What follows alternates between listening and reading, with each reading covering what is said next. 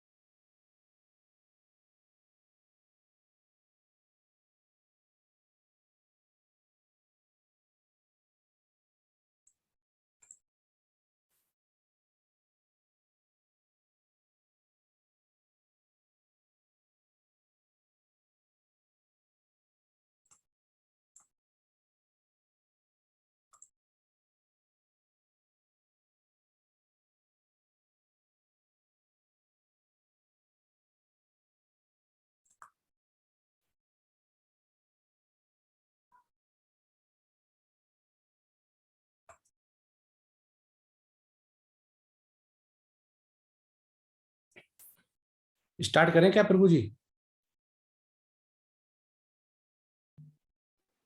हाँ प्रभु जी, कर सकते हैं अभी। टाइम भी हो गया। साउंड क्लियर है? साउंड क्लियर है प्रभु जी। साउंड क्लियर है, वॉइस क्लियर है, स्क्रीन भी क्लियर है। हरे कृष्ण। हरे कृष्ण।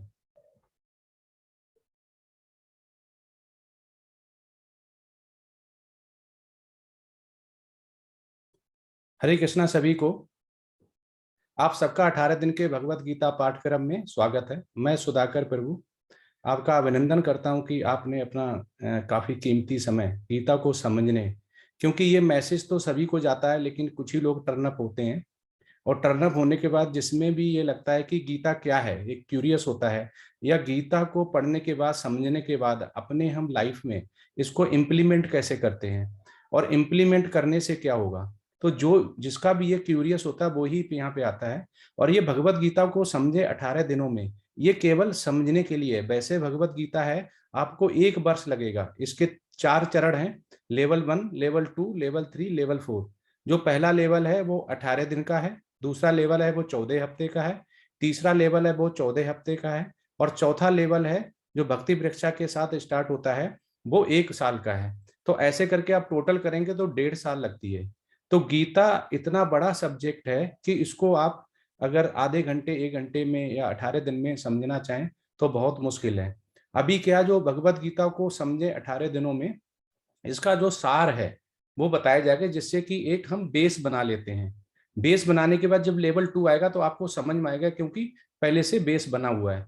तो जब बेस बना होता है तो लेवल 2 समझ में आता है। जैसे हम पहले प्राइमरी स्कूल करते हैं, प्राइमरी स्कूल के बाद ही हम हाई स्कूल करते हैं, फिर 10+2 करते हैं, उसके बाद डिग्री करते हैं। वैसे ही 18 दिन का है, उसके बाद 14 हफ्ते का है, फिर तीसरा चरण है, लेवल है वो 18 वो 14 हफ्ते का है, और उसके बाद वो 1 साल का, ये पूरा रहता है।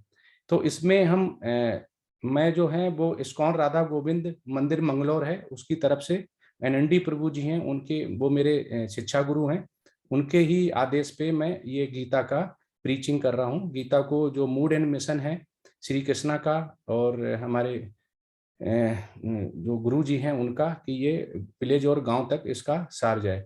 क्योंकि गीता को हम जानते तो बहुत हैं, टीवी में देखते हैं, पिक्चर में देखते हैं कि गीता पे हाथ रख के लोग शपथ लेते हैं, लेकिन एक्चुअली वो गीता के अंदर क्या है, ऐसा क्या है कि पूरी दुनिया गीता को पढ़ना चाह रही। जर्मनी, यूएसए, यूके, यूरोप, सारे लोग गीता को पढ़ना चाह रहे हैं। ऐसा गीता में क्या है? तो गीता को समझने के लिए हम लोग इस 18 दिन का जो कोर्स है वो स्टार्ट करेंगे। और आज पहला दिन है इसमें कि अध्याय 1 वो हम बताएंगे। तो इसमें अध्याय 1 में जो है वो कुरुक्षेत्र के युद्ध स्थल में सैन्य निरीक्षण, ये जो गीता का उपदेश दिया गया था वो कहाँ पे दिया गया था? जो कि धर्म क्षेत्र था, जहाँ पे धर्म की स्थापना होनी थी, कुरुक्षेत्र के युद्ध स्थल में सैन्य निरीक्षण।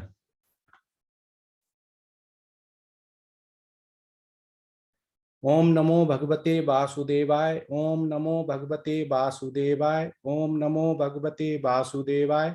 ओम अज्ञानतिमिरान्धस्य ज्ञानजन्यशलाकयाः चक्षुरुन्मीलितं येन तस्मै श्रीगुरुवे नमः।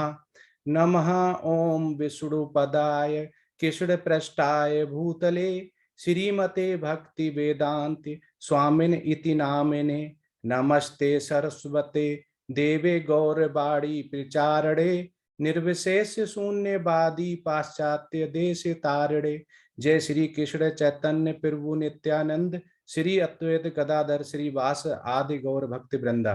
हरे कृष्ण कृष्ण कृष्ण हरे हरे, हरे राम राम राम हरे हरे। ये गीता क्या है?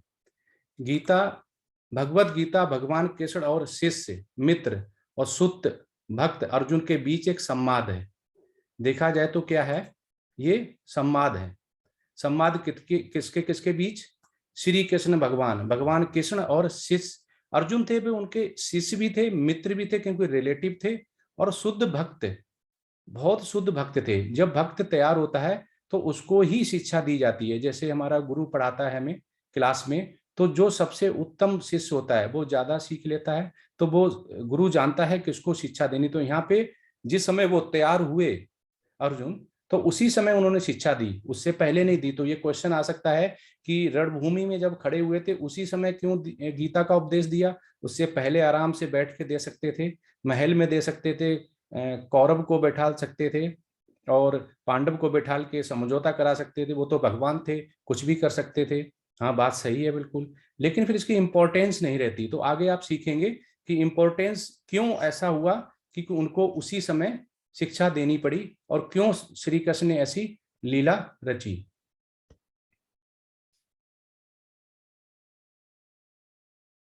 ये मैं जो आज आपको प्रीचिंग कर रहा हूँ एज ए टीचर, ये मेरा इंट्रोडक्शन है।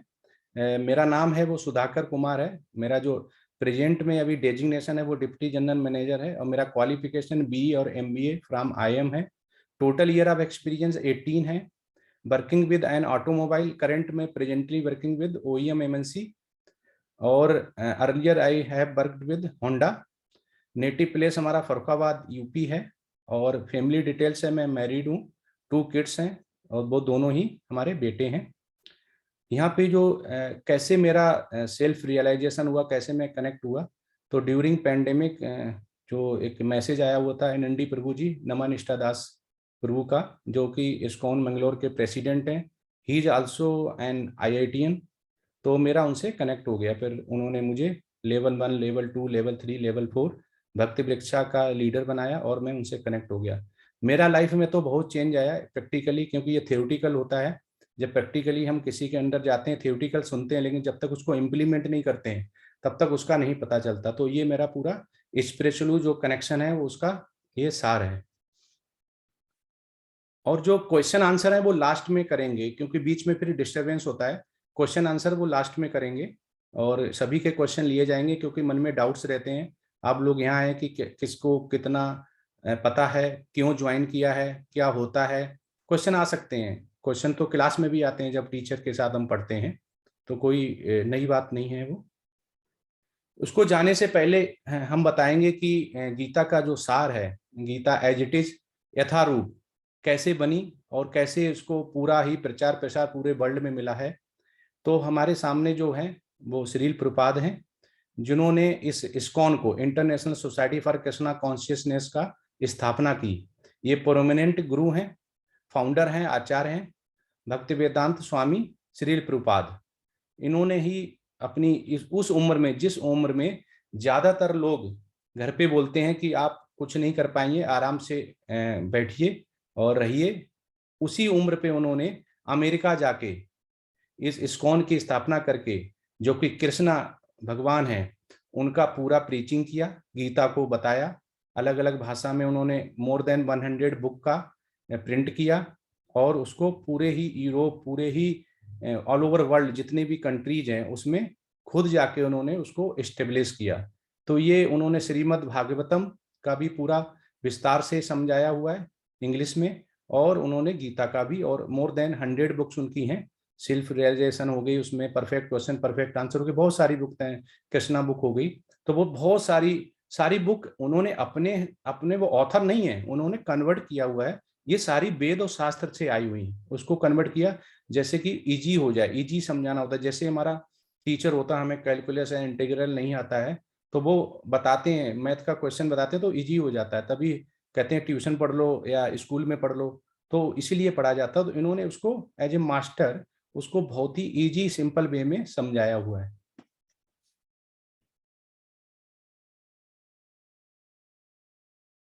ये श्रील प्रपात की एक जर्नी है। आप लेफ्ट साइड देखेंगे, वो बहुत ही कम उम्र पे, जैसे जो ध्रुव महाराज से 5 इयर्स पे जब वो विष्णु से मिले थे, वैसे ही यहाँ पे वो 5 साल के, तभी से वो रथ यात्रा निकालते थे, जो जगन्नाथ की रथ यात्रा होती वैसे ही निकालते थे। और बीच वाला जो फोटो है उसमें आप देखेंगे जो व्हाइट कलर के पहने हुए हैं बैठे हैं, तो ये 26 साल की उम्र पे अपने फेस टू फेस अपने गुरु से मिले, और गुरु ने उसी समय उनको प्रतिभा देख के बोला कि आप तो बहुत इंटेलिजेंट हैं, आपको इंग्लिश भी कंट्रोल बहुत अच्छा है, तो आप ऐसा क्यों नहीं करते कि आप प्रीचिंग करें, आप गीता के उपदेश को पूरे विश्व जगत में फैलाएं, हर गांव हर शहर में, और जो भी उससे आपको जब भी पैसा मिले तो आपसे उससे बुक प्रिंट करें। कोई कुछ बोलता है, पर उनके गुरु ने बोला कि बुक प्रिंट करें, और गुरु का उन्होंने आदेश माना, और गुरु का जो भी उनको उस समय आदेश दिए गए उन्होंने उसको लिया, और वो 55 ईयर्स पे उन्होंने अपना जो गृहस्थ सेवा था, गृहस्थ आश्रम था, वो छोड़ के उन्होंने मथुरा में वृंदावन में आ गए और दामोदर टेम्पल में रहने लगे। उसके बाद उन्होंने वहाँ पे रहते हुए काफ़ी दिन हो गए कि कैसे करें, हमारे गुरु ने बोला हुआ है, तो उन्होंने कुछ मनी जुटाई, उससे कुछ लिखना स्टार्ट किया, और उनको सरल भाषा में पूरा लिखना कि प्रिंट करेंगे। लेकिन उनका जो गुरु का आदेश था वो पूरा नहीं हो पा रहा था, क्योंकि उसमें काफ़ी उनको मेहनत करनी पड़ रही थी, और उसके लिए काफ़ी मनी भी चाहिए थी। तो ऐसे ही उनका, जब वो वृंदावन में थे तो उनको एक शिष्य मिलने आए जो काफ़ी रिच थे। तो उन्होंने पूछा कि अपनी तरफ से बोलते हैं ना कि प्रभु जी, हम क्या आपको एज ए दीक्षा दे सकते हैं, ऐसे बोला। तो उन्होंने बोला कि बस मेरी एक ही इच्छा थी कि मेरे गुरु ने मुझे बोला हुआ, तो मुझ पे ये है कि मैं जितना बोला उतना कर नहीं पाया, उन पे मेरी बहुत ज़्यादा वो था कि मुझ पे भरोसा कि मैं कुछ करूँगा, लेकिन मैं साबित नहीं कर पा रहा हूँ उसे। तो बोला कि मैं क्या मदद कर सकता हूँ। तो उन्होंने बोला कि मुझे ऐसा है कि मैं इसको, उन्होंने बोला कि मुझे हर शहर, हर गांव और विश्व में फैलाना है, तो कैसे कर सकते हैं। तो उन्होंने एक बोला कि मैं बता सकता हूँ कि आप यूएसए जाइए, अमेरिका। अगर वहां पे आप सफल होते हैं तो क्या होता है कि जो और कंट्रीज हैं, इंडिया है, वो बहुत जल्दी फॉलो करती हैं अमेरिकन को। अमेरिका में जो भी होगा वो सोचते हैं कि उन्होंने किया है, साइंस टेक्नोलॉजी है, तो उन्होंने किया तो हम भी कर सकते हैं, अच्छी चीज होगी। तो उन्होंने बोला ठीक है, गुरु का आदेश है तो करना तो ही। तो उन्होंने उनको बोला कि जा सकते हैं। उन पर मनी नहीं थी इतनी कि वो फ्लाइट से जाएं, तो उन्होंने वो जलदूता, मतलब जो एक शिप होता है ना, जो जिसको पानी के रास्ते से जाता है, उसमें उनको टिकट का इंतजाम कराया। ये है 1965 में। उस समय वो 70 ईयर्स के थे। 30 ईयर्स उन्होंने स्ट्रगल किया इंडिया में उस समय। आप सोच सकते हैं कि इतने ज्यादा वो आज महान क्यों हैं, क्यों वो पुरपादा इतने प्रोमिनेंट गुरु माने जाते हैं। 70 ईयर्स में ज्यादातर पूरे विश्व में जो होते हैं, कहते हैं रिटायर हो गए, आप आराम से बैठिए, ज्यादा काम मत करिए और छोटा मोटा हल्का फुल्का कर लीजिए। लेकिन उन्होंने उल्टा किया। वो 70 ईयर्स पे यहाँ अपने इंडिया से जलदूता के सारे रास्ते, और जब काफी दिन लगते हैं, और उनका 70 ईयर्स में समझ भी सकते हैं कि हेल्थ कैसी रही होगी, लेकिन उनको गुरु का आदेश पूरा करना था, मौका था, और कृष्णा कॉन्शियसनेस में इतने डूबे हुए थे। कृष्णा उनकी मदद कर रहा था। जब ये दलदूता से जा रहे तो उनको 2 बार हार्ट अटैक आया। तो उन्होंने हार्ट अटैक आते समय ये देखा कि इस जहाज का कारभार है वो श्री कृष्णा ने ले लिया। वो इतने ज्यादा, जब हम जो सोचते हैं हमें वो सपने में भी वही आता है। तो उन्होंने सोचा अब मेरी जर्नी पूरी होके रहेगी, मुझे कुछ नहीं होगा। तो डॉक्टर भी हैरान थे कि जलदूता में 2 बार जिसको हार्ट अटैक आए, तीसरी बार आने पे डॉक्टर डिक्लेयर कर देता कि ज्यादा नहीं चल पाएंगे, लेकिन उनको कुछ नहीं हुआ। उसके बाद भी वो सालों तक जिए। तो ये जलदूता से वो अमेरिका पहुंचे थे, इसके रास्ते से। और इस्कॉन की जो स्थापना उन्होंने यूएसए में अग्रवाल फैमिली के साथ रहे, उसके बाद उन्होंने अलग होके एक रेंट पे रूम लिया, और वहां से उन्होंने जो अंग्रेज होते हैं उनको, जो युवा होते हैं, यंग होते हैं, उनको जोड़ना स्टार्ट किया। और काफी उन्होंने समझ में आया कि इंडिया से एक साधु आया हुआ है जिसके तेज है, और जो भी क्वेश्चन करो उसका उसके पास आंसर है। तो उन्होंने उनको दे दिया। तो उन्होंने वहां पे वो स्वामी प्रभुपाद के नाम से फेमस हो गए, और इस इस्कॉन की स्थापना 1966 में उन्होंने कर दी। उसके बाद उनका रुकना नहीं हुआ। फिर उसके बाद जितने भी नियर बाई कंट्रीज थे उसमें उन्होंने उनको ही अपने जो शिष्य थे उनको लेके उन्होंने जर्नी चालू रखी।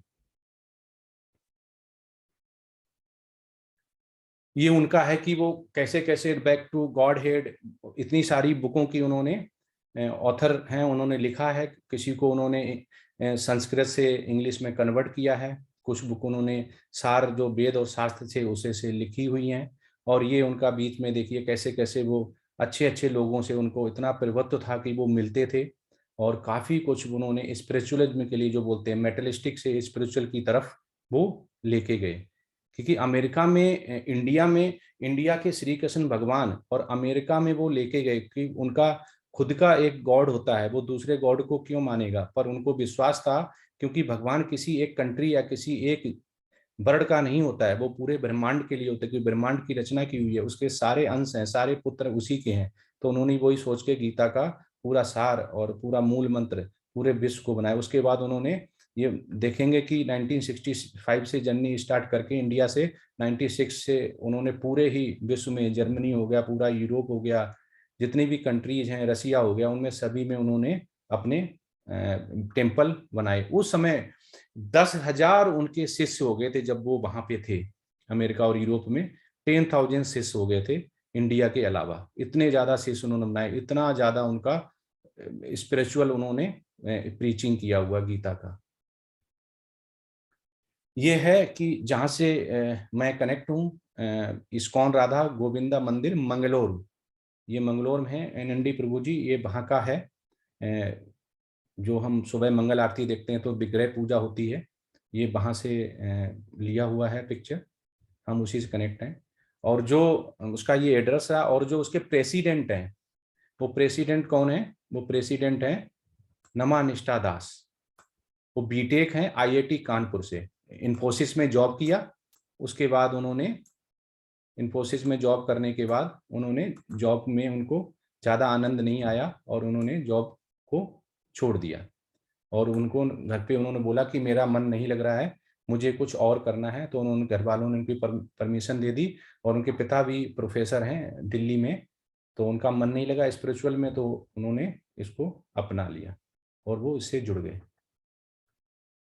भगवत गीता क्या है? भगवत गीता एक महाकाव्य ग्रंथ है जिसमें हमारी सभी समस्याओं के उत्तर हैं। यह महात्मा गांधी द्वारा एक आध्यात्मिक शब्दकोश माना जाता था और यह पूरे विश्व के कई लोगों के लिए प्रेरणा की पुस्तक है। इसको ऐसा ही नहीं है कि इंडिया में ही केवल इसको कि भगवान श्री कृष्ण ने भारत में अपनी लीलाएं की हैं तो उसको भारत के अलावा नहीं जाना जाता है।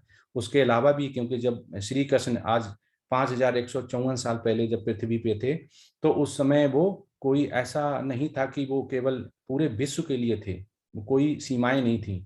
तो इसलिए उनको पूरे ही विश्व के लोग अभी मानते हैं और उसना प्रेरणा लेते हैं कि इस पुस्तक से, कि जिसमें एक काफ़ी मैनेजमेंट लीडरशिप क्वालिटीज हैं। अगर वो एक बार हम गीता पढ़ लेते हैं तो एक कभी ना समाप्त होने वाले आनंदमय जीवन को जी सकते हैं, ऐसा प्रूवन साइंटिफिक है।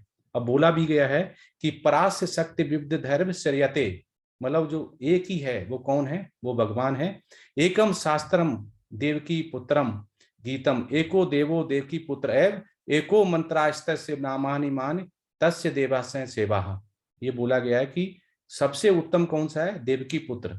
और उनके बोले हुए मुख से निकले हुए क्या बाड़ी, मुख से गीता उन्होंने मुख से बोली हुई थी, तो उनके मुख के निकले हुए शब्द हैं जो कि प्रोए हुए हैं, लिखे हुए हैं।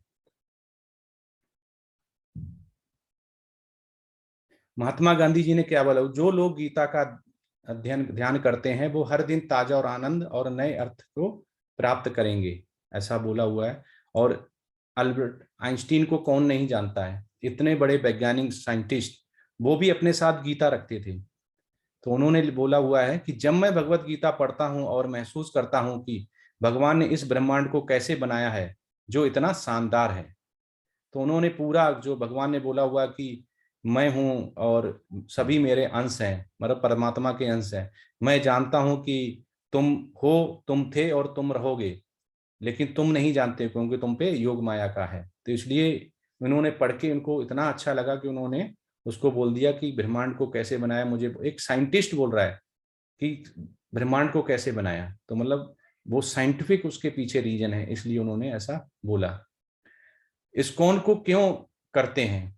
ठीक है, तो उसमें इस्कॉन की भगवत गीता, ठीक, अगर जैसे ही अगर टूटी हुई तार है, ठीक है, तो उससे क्या होता है, फोन ठीक से चार्ज नहीं करता है, डेटा को भी स्थानांतरित नहीं कर रहा। देखा होगा कि यूएसबी लगाते हैं या केबल लगाते हैं, अगर कुछ भी प्रॉब्लम है तो वो डिस्कनेक्ट हो जाता है या लेता नहीं है।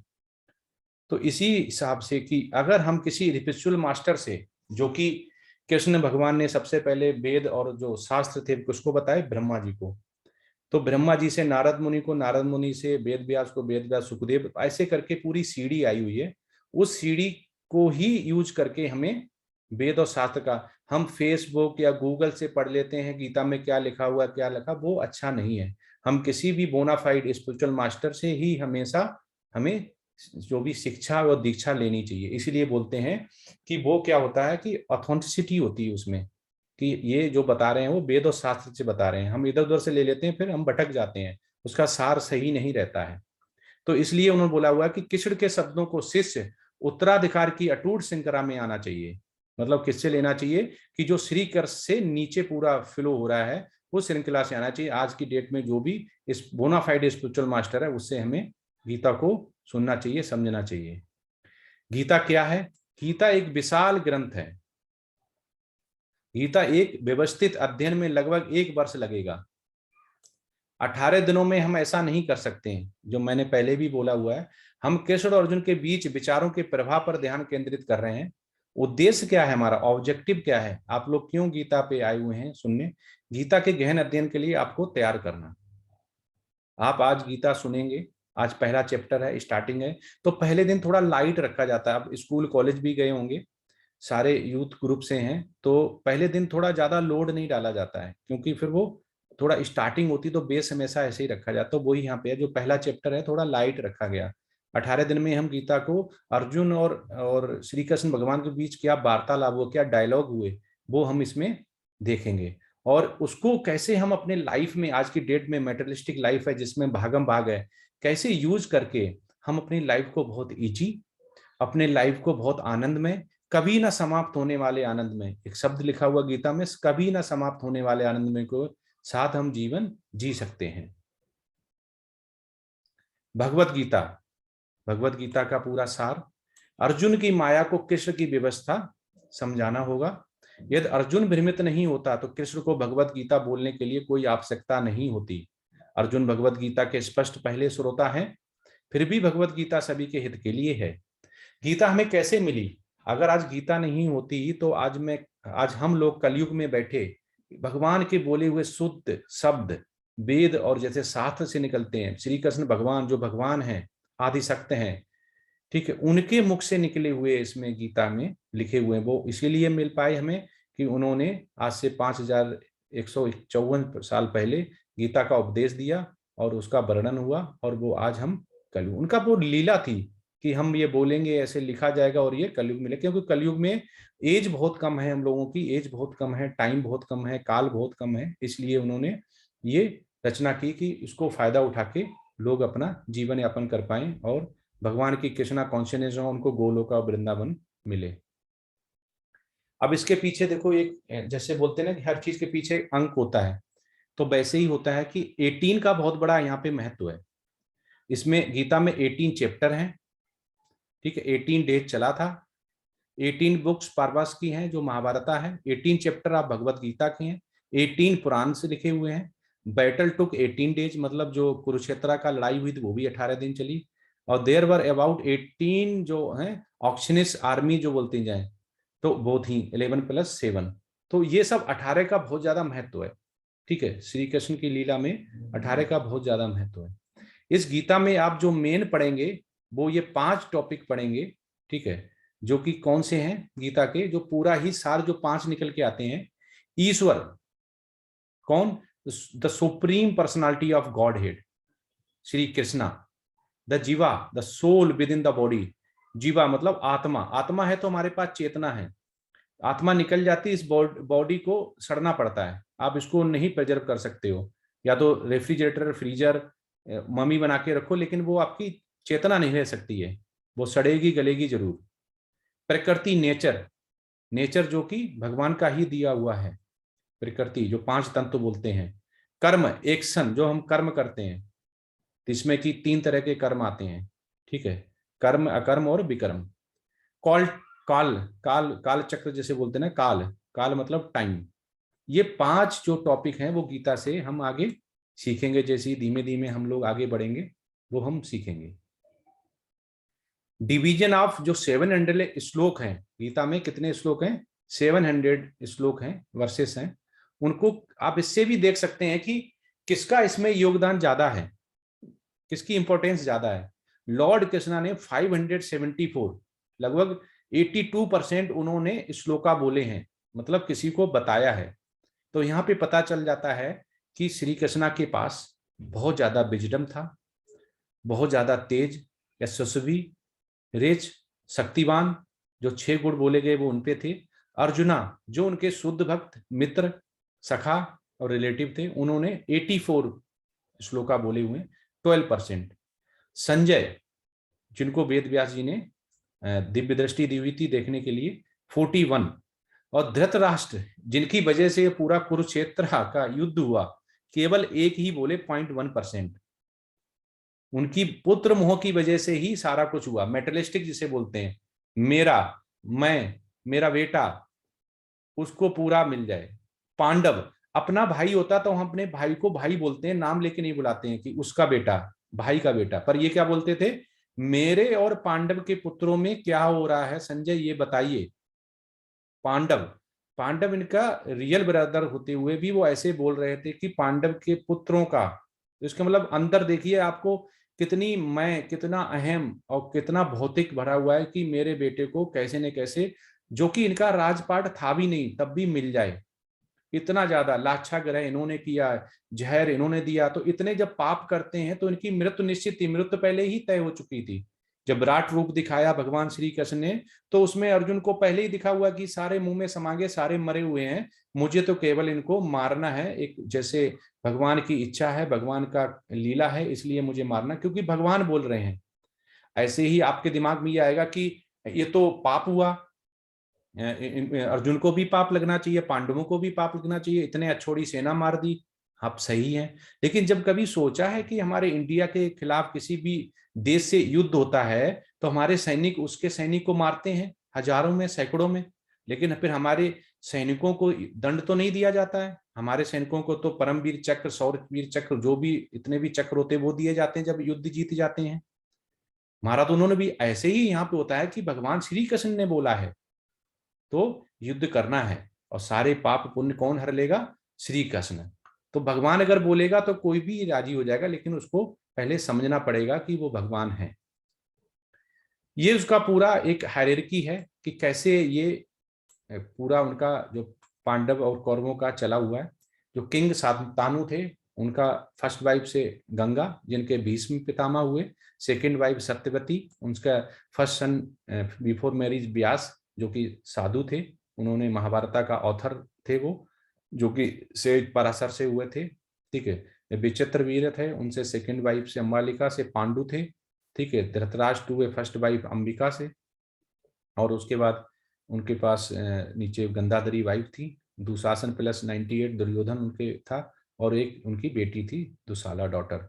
ठीक है, और शकुनी उनके कौन से थे, गंधारीश ब्रदर, मतलब दुर्योधन के मामा। ये पूरा बताया, युधिष्ठिर, भीम, अर्जुन, कुंती के, सेकंड वाइफ माद्री से नकुल और सहदेव। उन 5 भाइयों में काफी ही लगाव था, बिल्कुल एक जैसा ही लगता था, कोई ऐसा भेदभाव नहीं था, और एक दूसरे के लिए काफी तत्पर रहते थे। ठीक है, कर्ण जो उनका था बिफोर मैरिज का था। ठीक है, और ये पूरा एक हायरार्की बताया गया, और जो विदुर थे वो थर्ड मेट जो होता है व्यास थ्रू नियोग से हुए थे, तो कॉन्सुल। तो ये पूरा एक हायरार्की है, समझने के लिए बहुत बड़ा हायरार्की है यहाँ पे।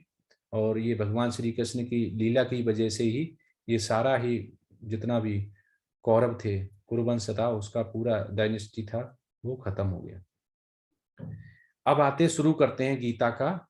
अभी तक तो हम पूरा उसका सार समझ रहे थे कि गीता की जो स्टार्टिंग होती है, ठीक है, गीता के अब रहस्यवाद की यात्रा शुरू करते हैं। अब आपका स्वागत है। अब एक्चुअल स्टार्ट होगा कि गीता का, कि गीता क्या है। गीता का जो इंडिया में स्टार्ट हुआ, जिनको आदेश मिलने पे स्टार्ट हुआ कि आदि शंकराचार्य द्वारा बड़े श्रीमद् भगवत गीता की महिमा, जिसमें महात्म्य, गीता महात्म्य बोला गया कि गीता शास्त्रम इदम पुण्यम या पठेत प्रियतः पुमान विष्णुपादम अबना पोत भय शोकादि वर्जिता। भगवत गीता दिव्य साहित्य है, जो इसे ध्यान पूर्वक पढ़ता है और इसके उपदेशों का पालन करता है, वह भगवान विष्णु का आश्रय प्राप्त करता है। मतलब भगवान विष्णु का शेल्टर लेता है। वो उसकी रक्षा कौन करता है, भगवान विष्णु करते हैं। वो जो कि समस्त भय तथा चिंताओं से मुक्त है। ये गीता महात्म्य में लिखा हुआ है फर्स्ट में। दूसरा महात्म्य 2 में क्या लिखा हुआ है, गीता अध्ययनशीलस्य प्राणायाम परस्य चा नैव संत ही पापान्य पूर्व जन्म कृतानि चा। यदि कोई भगवत गीता को निष्ठा तथा गंभीरता के साथ पढ़ता है तो भगवान की कृपा से उसके सारे पूर्व दुष्कर्म, जिनको बोलते हैं प्रारब्ध, सिंफुल एक्टिविटीज, दुष्कर्मों के फलों का उस पर कोई प्रभाव नहीं पड़ता। गीता महात्म्य तू पढ़ा, बहुत अच्छे महात्म्य, इससे आप समझेंगे कि गीता का पढ़ने का आपको क्या लाभ है। तो वो आपको यहाँ से मिल जाएगा कि क्या लाभ है, क्यों पढ़नी चाहिए हमें, क्यों गीता अपनानी चाहिए, क्या है गीता में, इसके अंदर हम क्यों समझें इसे, इससे हमारा क्या लाभ है, आज हम कलयुग में इससे क्या प्राप्त कर सकते हैं। तो इसमें ये आदि शंकराचार्य ने इसका पूरा वर्णन किया हुआ है।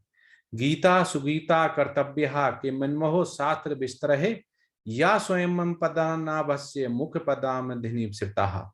चूंकि भगवत गीता भगवान के मुख से निकली है, किसने बोला, भगवान श्री कृष्ण ने, अतएव किसी अन्य वैदिक साहित्य को पढ़ने की आवश्यकता नहीं। अगर आप गीता पढ़ लेते हैं, गीता पूरे ही शास्त्र और वेदों का निचोड़ है, जिसको निचोड़ बोलते हैं, इसको अगर आप पढ़ लेते हैं तो किसी भी वेद शास्त्र पढ़ने की जरूरत नहीं। इसमें सारी फिलॉसफी, साइंटिफिक, टेक्निकल, मैनेजरियल और लीडरशिप क्वालिटीज हैं। केवल भगवत गीता का ही ध्यान पूर्वक तथा मनयोग से श्रवण तथा पठन करना चाहिए।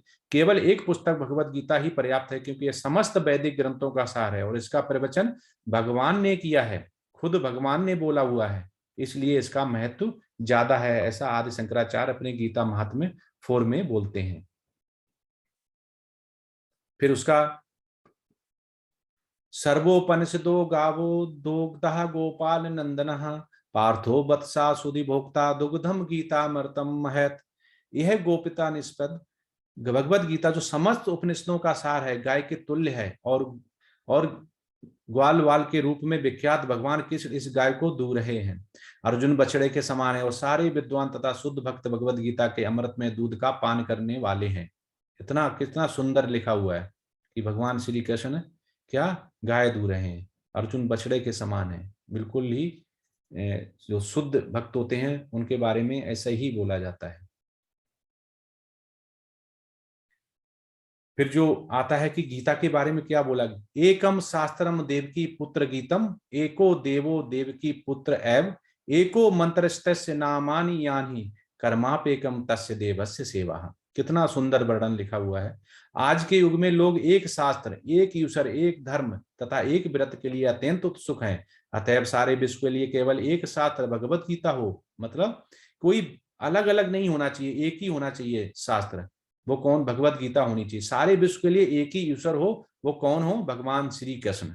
एक मंत्र, एक प्रार्थना हो, उनके नाम का कीर्तन हो, हरे कृष्ण कृष्ण कृष्ण हरे हरे, हरे राम राम राम हरे हरे। केवल एक ही कार्य हो, भगवान की सेवा। भगवान की सेवा कैसे कर सकते हैं, जब हम इसको गीता को समझ लेंगे तो उसमें आएगा कि आपको हमें कैसे पूजा करनी है, कैसे अर्चना करनी है, कैसे माला जपा करना है और क्या क्या करना है, वो सब गीता में लिखा हुआ है।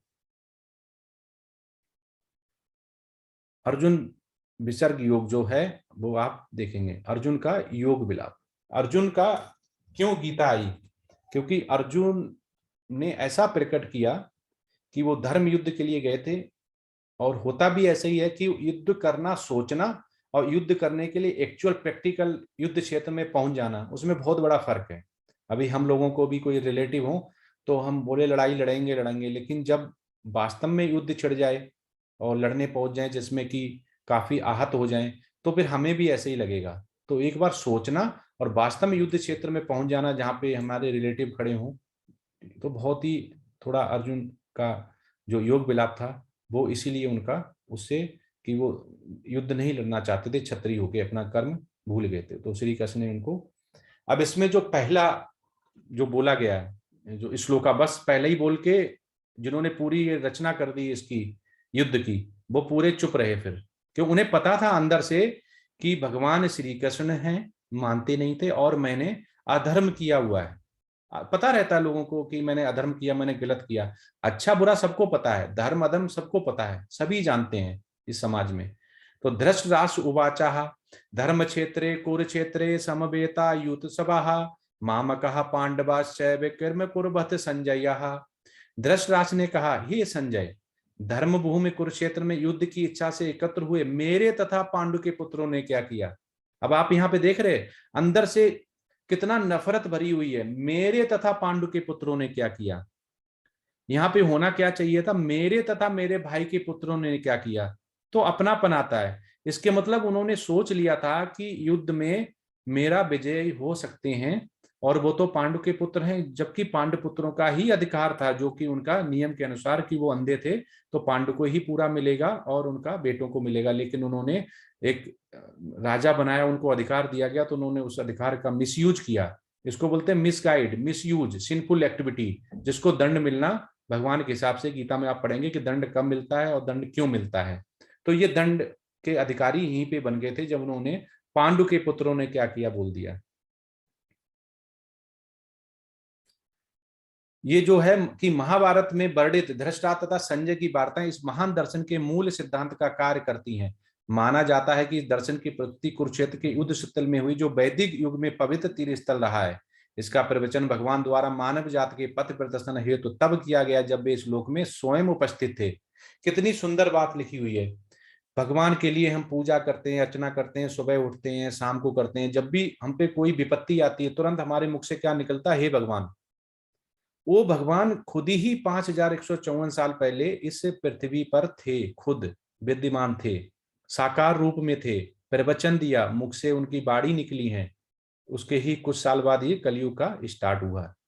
तो ये अंत में आए हुए थे, तो उसके प्रवचन से ही आज गीता अगर हमें मिली है, तो गीता को हमें समझना चाहिए कि भगवान ने ऐसे क्या बोला हुआ है, इसके अंदर क्या है, क्या क्यों पांडवों का उद्धार हुआ, क्यों कौरवों का नाश हुआ। ऐसा गीता में उन्होंने क्या समझाया हुआ कि जो हम डे टू डे एक्टिविटी में फॉलो करके अभी कभी ना समाप्त होने वाले आनंदमय जीवन को जी सकें। ऐसा क्या संभव है? हाँ, ऐसा श्री कृष्ण बताते हैं, हाँ संभव है। आप ये करेंगे तो आपके लिए पॉसिबल है। 1.2-3 चैप्टर 1 का वर्सेस 2 और 3 से क्या आता है। संजय ने कहा, हे राजन, पांडुपुत्रों द्वारा सेना की व्यूह रचना देकर राजा दुर्योधन अपने गुरु के पास गया और उसने ये शब्द कहे। अब उनको लगता था कि दुर्योधन के साथ, कि हमारे साथ कौन कौन है, हमारे साथ आचार्य हैं, हमारे साथ कृपालचार्य हैं, हमारे साथ भीष्म पितामह हैं, हमारे साथ कर्ण हैं, हमारे 98 ब्रदर हैं, और दुशासन है, मैं खुद हूं, और हमारे रिलेटिव्स हैं, राजा हैं। तो उसको लग रहा था, अहम था कि हार नहीं होगी। लेकिन इन सबके बराबर जो पूरा रचयिता है, सुप्रीम पावर है, एक ही काफी है, श्री कृष्ण जिसकी तरफ थे, तो उसकी तरफ ही सारे देवता होते हैं। हनुमान जी भी किधर थे? जिधर राम होंगे। राम कौन? श्री कृष्ण। तो भक्त भी उधर ही होगा। तो इधर अगर देखा जाए तो श्री कृष्ण के हनुमान जैसा भक्त कौन था? अर्जुन। इस युग में अर्जुन ही हनुमान जैसे भक्त थे, कि जब वो राम के साथ उन्होंने लीलाएं की थी। तो वैसा ही यहाँ पे, तो इसीलिए हनुमान का जो आपने ध्वज देखा होगा, उनके रथ पे था, मतलब पूरी पावर के साथ हनुमान भी उनके साथ थे। पवन पुत्र जिधर होंगे उसकी हार ऐसे हो ही नहीं सकती है। और जिधर सर खुद भगवान विष्णु, भगवान श्री कृष्ण हो, उसकी हार कैसे हो सकती है? ये उनको समझ में नहीं आया, कि उनके पास ऐसा माया का प्रकोप था कि वो समझ ही नहीं पा रहे थे। हे आचार्य, पांडुपुत्रों की विशाल सेना को देखें, जिससे आपके बुद्धिमान शिष्य द्रुपद के पुत्र ने इतने कौशल से व्यवस्थित किया है। तो पहला उनको सेना नायक बनाया हुआ था, तो इसलिए उन्होंने बताया कि बुद्धिमान शिष्य द्रुपद के पुत्र थे, द्रौपदी के भाई, उनको कार्यभार दिया गया था पांडवों की तरफ से। तो ये देखकर उनको वो वर्णन बता रहे हैं अपनी दिव्य दृष्टि से कि वहां पे क्या हो रहा है। 1.12 अभी इसमें इस गीता के जो 18 डेज का, इसमें सारे श्लोका लेंगे तो ये 18 डेज में नहीं खत्म हो पाएगा, क्योंकि 1 घंटे का ये डेली रहेगा। उसके बाद क्वेश्चन आंसर लेंगे। लेकिन यह कि इसमें सार है। उसके बाद जब लेवल 2 में आप जाएंगे तो जो 14 वीक्स का है, उसमें बहुत आराम से एक एक श्लोक को समझेंगे। 1700 श्लोक को समझेंगे, उस 700 श्लोक को समझेंगे, उससे निकल के आएगा सार बहुत ज्यादा। अभी तो हम जो 18 डेज में है, गीता के सार को, जो अर्जुन और श्री कृष्ण के बीच में क्या वार्तालाप हुई, और क्या उससे हमें आज के जीवन में हम उसका यूज कर सकते हैं और आनंदमय जीवन हम व्यतीत कर सकते हैं। 1.12 में क्या बोलते हैं? तब कुरुवंश के वयोवृद्ध परम प्रतापी एवं वृद्ध पितामह ने सिंह गर्जना की सी ध्वन करने वाले अपने शंख को उच्च स्वर से बजाया, जिसने दुर्योधन को हर्ष हुआ। जब जब पितामह ने कौन सेल अपना उठा के उसको बजाया तो उसको बड़ा हर्ष हुआ। उसने सोचा कि पितामह है तो कुछ नहीं, उनका इतना हुआ कि उसको लगा कि जैसे हर्ष होता है कि बहुत अच्छा, बहुत अच्छी ध्वनि है और पांडव डर गए होंगे, ऐसा उसको लगा। ठीक है, लेकिन था उल्टा। 1.14 वीजी 1.14। दूसरी ओर से श्वेत घोड़ों द्वारा खींचे जाने वाले विशाल रथ पर आसीन कृष्ण तथा अर्जुन ने अपने अपने दिव्य शंख बजाए। वो इतने दिव्य थे क्योंकि डेमोन को उन्होंने मार के लिए हुए थे, असुर को मार के उनका संघ था 5 जन, जो श्री कृष्ण का था। वो इतना अद्भुत था कि जब उसको बजाते थे तो सामने वाले जो भी युद्ध के रणभूमि में थे उनका बहुत ही ज्यादा वो भयभीत हो जाते थे, भागने लगते थे। इतना ज्यादा उसमें लाउडली और साउंड अलग तरह की निकलती थी, आधे डर जाते थे, आधी ताकत उनकी चली जाती थी, वो लड़ना छोड़ देते थे। और ऐसा ही श्री कृष्णा को जो 5 जन्य था, ऐसे ही जब उन्होंने पांडवों ने अपने अपने जो पांचों बजाए, जिसमें कि युधिष्ठिर ने बजाया हुआ है अनंत विजय हो गया, उसके बाद भीम ने अपना बजाया हुआ है पांड्र, और उसके बाद अर्जुन ने देवदत्त, और उसके बाद उनका मही पुष्पा और सुहासा, ये 5 संघ थे। उन 5 संघों को जब उन्होंने बजाया तो एक ऐसी ध्वनि हुई कि जिससे कौरव की सेना में खलबली मच गई, आधे भागने लगे, इतने भयभीत हो गए, उनको डर लगने लगा, मौत नजर आने लगी सामने। और युधिष्ठिर, वो दुर्योधन और दुर्योधन के भाई जितने भी थे सभी लोग डर गए उस समय। इतना इतना ज्यादा स्वर्ग गीता में उसका लिखा हुआ है 1.20 में। उस समय हनुमान से अंकित ध्वजा लगे रथ पर आसीन पांडपुत्र अर्जुन अपना धनुष उठाकर तीर चलाने के लिए उद्यत हुआ। हे राजन, धृतराज के पुत्रों को व्यूह में खड़ा देकर अर्जुन ने श्री कृष्ण से ये वचन कहे। अब स्टार्ट होता है पूरा। अब ये तो लग रहा था कि युद्ध होगा, सब कुछ सही है, और वो अभी युद्ध का निर्णय आ जाएगा, लेकिन अभी स्टार्ट होता है एक्चुअल गीता का, जो कि कल ये सब भगवान की लीला थी कि अर्जुन ऐसे करेंगे, और उसके बाद हम गीता को उपदेश देंगे, और गीता के उपदेश से आज हम कलयुग में बैठे हुए उस गीता का प्रीचिंग कर रहे हैं, हम श्रवण कर रहे हैं, उसको इम्प्लीमेंट करके हम आनंदमय जीवन को जी सकते हैं। ठीक है, जब तक गीता को हम समझेंगे नहीं, गीता क्या, गीता इंडिया से ज्यादा यूरोप और अमेरिका और पूरे कंट्रीज हैं उसमें बहुत ज्यादा स्कूल में पढ़ाई जाने लगी है, समझे जाने लगी है। इसका एक एक श्लोका इतने सूक्ष्म रूप से उसका वर्णन किया गया है कि आप समझेंगे तो आप समझते ही लगेंगे, हाँ वास्तव में बहुत अच्छा ये सार वेद और शास्त्र है। 1.2122 अर्जुन ने कहा, हे अच्युत, कृपा करके मेरा रथ दोनों सेनाओं के बीच में ले चलें, जिससे कि मैं यहाँ युद्ध की अभिलाषा रखने वालों को और शस्त्रों की इस महान परीक्षा में जिनसे मुझे संघर्ष करना है उन्हें देख सकूं। एक बार होता ना कि एक बार मैं देख लेता हूं कि कैसी तैयारी है, क्या करना है, किधर से लड़ाई लड़नी है। तो उन्होंने अपना ऐसा प्रकट किया कि मुझे दोनों के बीच ले सको, जिससे मैं एक बार इसकी रचना देख पाऊं कि कैसी रचना है। 1.26 में अर्जुन ने वहां पर दोनों पक्षों की सेनाओं के मध्य में अपने चाचा, ताऊओं, पितामहों, गुरुओं, मामाओं, भाइयों, पुत्रों, पौत्रों, मित्रों, ससुरों और शिव चिंतकों को देखा। किसको देखा? सारे उनके रिलेटिव्स, सारे उनके पितामह, गुरु, जिन्होंने उनको पढ़ाया हुआ है, वो सब मामा भाई, सब उनको देखा। और उनको मन में ये लगा कि आगे जो वर्णन होगा कि ये क्या है, मैंने क्या देख रहा हूँ, यहाँ युद्ध क्या हो रहा है, किससे करना है।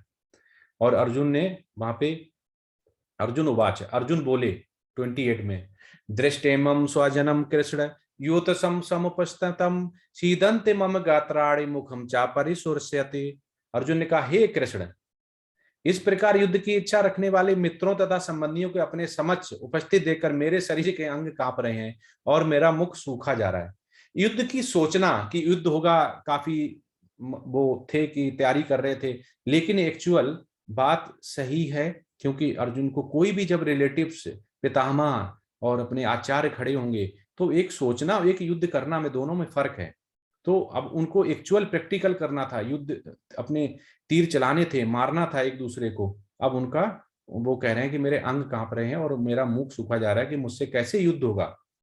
श्री कृष्ण 1.31 में, हे कृष्ण, इस युद्ध में अपने ही स्वजनों का वध करने से तो ना मुझे कोई अच्छाई दिखाई दिखती है और ना मैं उसे किसी प्रकार की विजय, राज या सुख की इच्छा रखता हूं। अब उन्हें लगा कि इन्हें मार के हम जो पा भी लेंगे, जब यही नहीं होंगे तो उस सुख का, उस राज्य का मैं करूंगा क्या। उस विजय का मैं करूंगा क्या, उस सुख का मैं करूंगा क्या, क्योंकि मेरे से तो बद हो जाएंगे, मेरे से तो हत्याएं हो जाएंगी। तो उससे बढ़िया है कि युद्ध ना करें। तो ये क्या हुआ कि क्षत्रिय धर्म का कर्तव्य का पालन करना नहीं हुआ, क्षत्रिय धर्म को ऐसा सोचना नहीं चाहिए।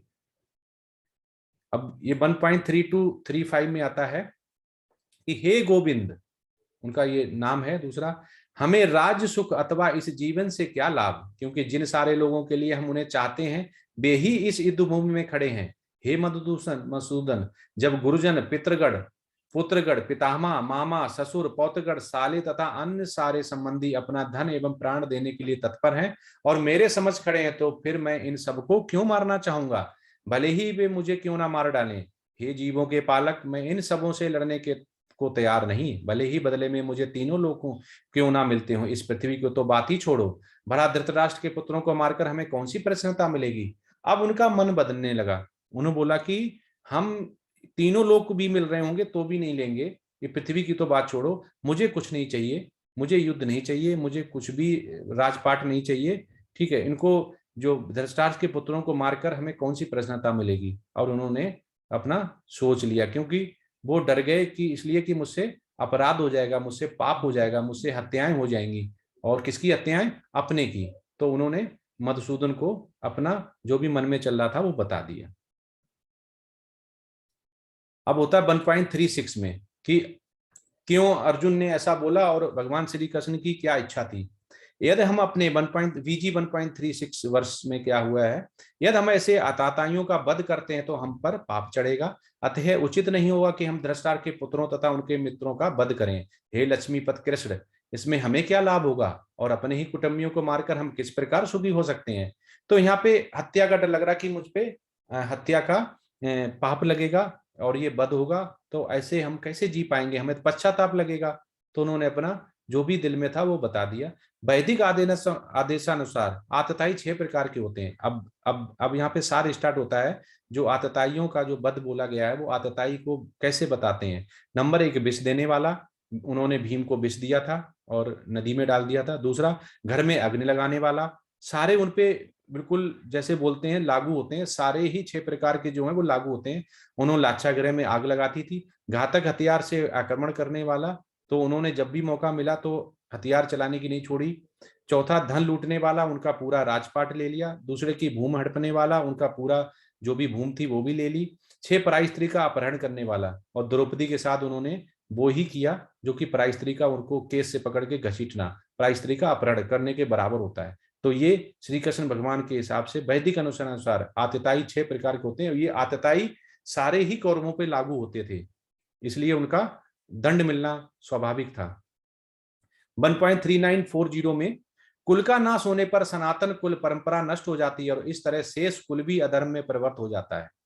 अब ये बताया गया है, हे कृष्ण, जब कुल में अधर्म प्रमुख हो जाता है तो कुल की स्त्रियां दूषित हो जाती हैं और स्त्रीत्व के पतन से ही विश्ववंशी अवांछित संतानाएं उत्पन्न होती हैं। तो वो अपना डर बता रहे हैं कि अगर वो कुल ही खत्म हो गया तो ये बहुत बड़ा अधर्म हो जाएगा। और जब कुल में अधर्म प्रमुख में हो जाता है, मतलब पाप हो जाता है, तो उस पाप का फल भी मिलता है। तब ये बोलते हैं कि पाप करेंगे तो हमारा ऐसा होगा, हमारा वैसा होगा। तो वो हम डर जाते हैं कि हमें पाप लगेगा और हमारा सारा जो भी हम कार्य करेंगे वो विफल हो जाएगा। उसके बाद 41 में अवांछित संतानों के विरध से निश्चय ही परिवार के लिए तथा पारिवारिक परंपरा को विनष्ट करने वालों के लिए नारकी जीवन उत्पन्न होता है। ऐसे पतित कुलों के पुरखे पितर लोग गिर जाते हैं क्योंकि उन्हें जल तथा पिंड दान देने की क्रियाएं समाप्त हो जाती हैं। तो यहाँ पे लिखा हुआ है कि अब उन्होंने सोचने लगे कि हम पाप करेंगे, वध होगा, उसके बाद हमें ये सारा जो नारकी जीवन है वो उससे वो उत्पन्न हो जाता है, उसके बाद हमें सिंफुल एक्टिविटीज का लगेगा। ठीक है, पुरखे पितर लोग हैं वो उसके अपने कुल से गिर जाते हैं, पिंड दान देने की क्रियाएं समाप्त हो जाती हैं, कोई बचेगा ही नहीं, सारा नाश हो जाएगा। क्योंकि कुल तो कौरव पांडव देखा जाए ऊपर से तो कुल एक ही था, वो 2 भाई थे तो इसलिए उनका अलग अलग हो गया।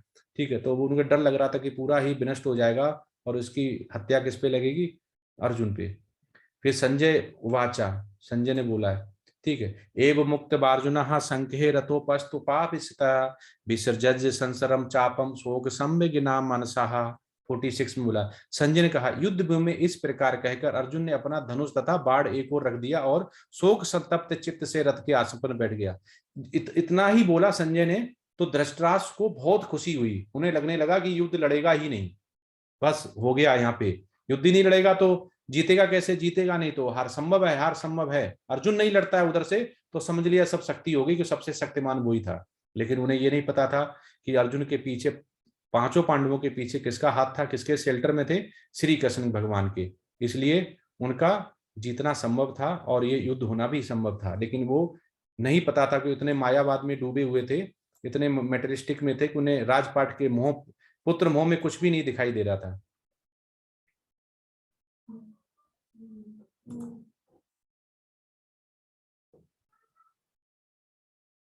यहाँ पे उनको जो उन्होंने बोला हुआ है कि ऐसा क्यों लगा, तो उसकी वजह से 5 चीजें हैं, उसकी वजह से अर्जुन ने ये सब बोला है। एक तो दया, अर्जुन शुद्ध भक्त थे, बड़े दयालु थे, इसलिए उन्होंने शुरू से उनका ऐसी परवरिश हुई थी, बहुत उच्च घराने के थे, भगवान श्री कृष्ण के रिलेटिव थे, तो दया तो आना स्वाभाविक है।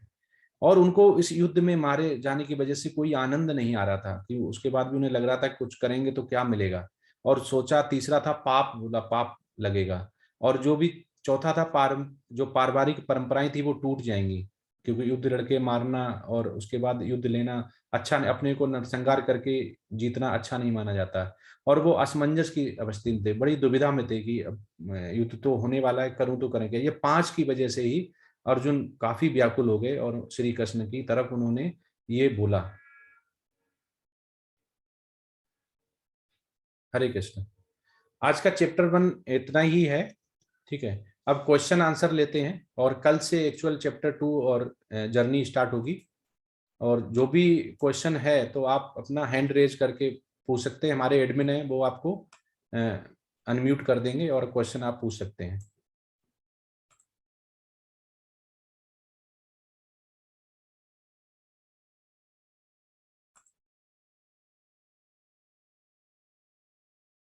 हरे कृष्णा। साहिल प्रभु जी, कृपया अपने आप को अनम्यूट करके सवाल पूछिए। साहिल प्रभु जी। सर कुछ नहीं पूछना, ठीक है सब आगे समझ सर। हरे कृष्ण प्रभु जी सर।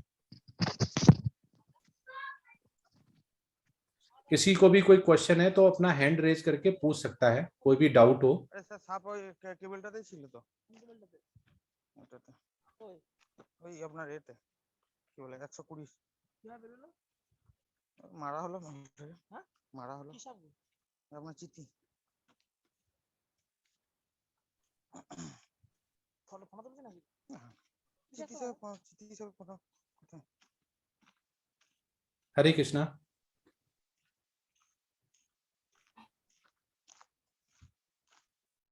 माता प्रभु जी। हरे कृष्ण प्रभु जी। हाँ यस प्रभु जी, पहले श्लोक में जब धृतराष्ट्र ने कहा कि मेरे तथा पांडु के पुत्र, तो वो उनके अहंकार को दिखाता है। और जब 36वें श्लोक में अर्जुन ने भी यही बात की, हम धृतराष्ट्र के पुत्रों को वध करना पड़ेगा, तो वो उनका अहंकार क्यों नहीं है? नहीं, दो उस समय इसलिए है कि जो स्टार जो बड़े होते हैं, हम रिस्पेक्ट कहाँ से आती है, जब बड़े छोटे का रिस्पेक्ट करते हैं तो हम वो सीखते हैं। तो ये जो ऊपर से स्टार्ट हुआ, पहला स्टार्ट ही अगर हुआ है धृतराष्ट्र से, धृतराष्ट्र ऐसे बोल रहे हैं, तो उसकी नफरत जो पहले थे कि इतना उन्होंने पाप जो 5 आपने देखे हुए 6 जो आतिताई बोलते हैं, आतिताई के लिए किया, तो ये इतने व्याकुल थे कि उनकी वजह से वो युद्ध में आए हैं, उनको युद्ध करना पड़ रहा है। किसकी वजह से? धृतराष्ट्र की वजह से।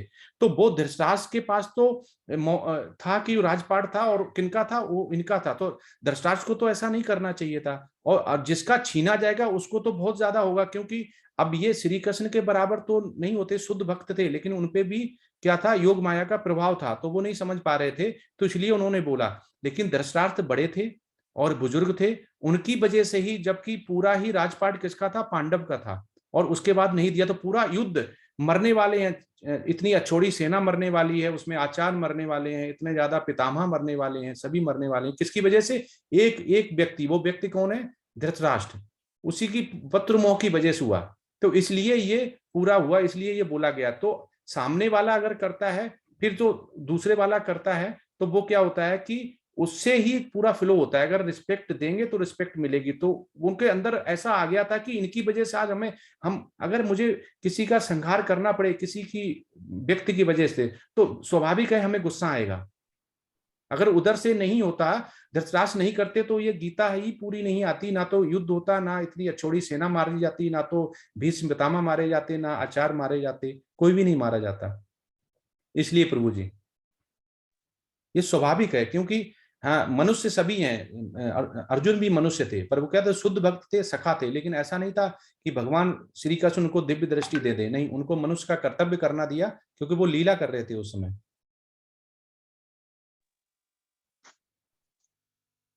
हरे कृष्णा। वरुण शर्मा प्रभु जी, कृपया अपने आप को अनम्यूट करके सवाल पूछिए। हरे कृष्णा। हरे कृष्णा। हेलो। हाँ हरे कृष्णा। Yes yes. हाँ सर, वो अभी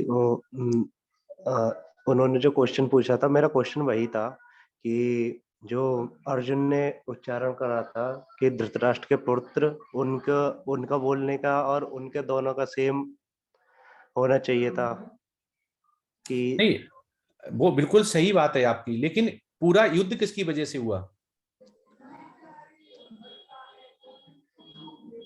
सर इसमें गलत कौन है?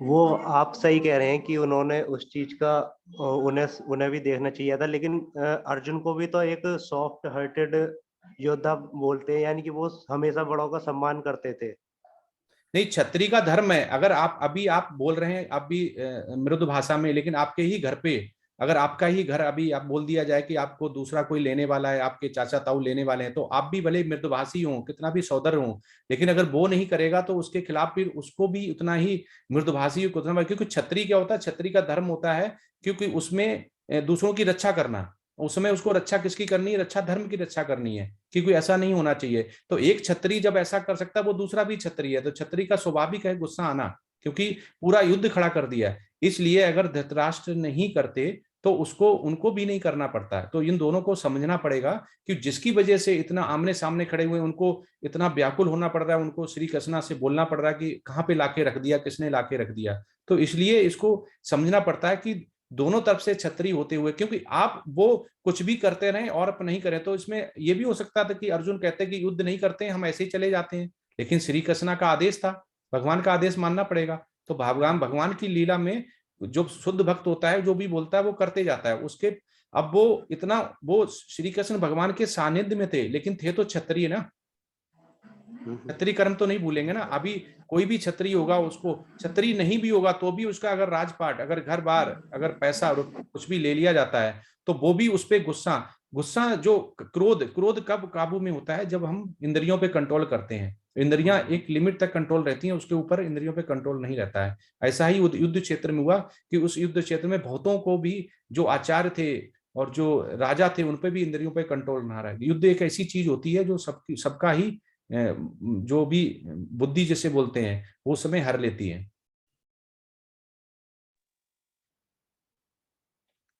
हरे कृष्णा। अलका माता जी, कृपया अपने आप को अनम्यूट करें और सवाल पूछिए। हरे कृष्णा।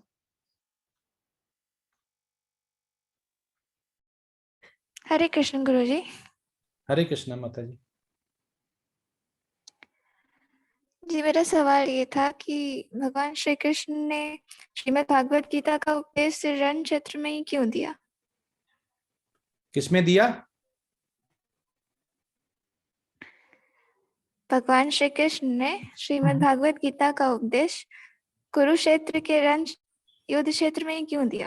हाँ, बहुत अच्छा माता जी माता जी का क्वेश्चन है। कहना है रणभूमि में क्यों दिया? हाँ, युद्ध क्षेत्र में ही क्यों दिया, बहुत अच्छा क्वेश्चन है। अगर हमें किसी की इंपॉर्टेंस लेनी है, अगर बहुत अच्छा काम होने वाला है, अगर उसको हम रोक देते हैं, गीता का उपदेश उन्होंने युद्ध क्षेत्र में ही इसलिए दिया कि अगर अर्जुन वहां पे रुक सकते हैं, युद्ध रोक के, और वो 45 मिनट की गीता का उपदेश दे सकते हैं, इसके मतलब कि कितना बड़ा काम था, कितना इंपॉर्टेंस होगी गीता की, कि गीता के लिए 45 मिनट उनको रुकना पड़ा।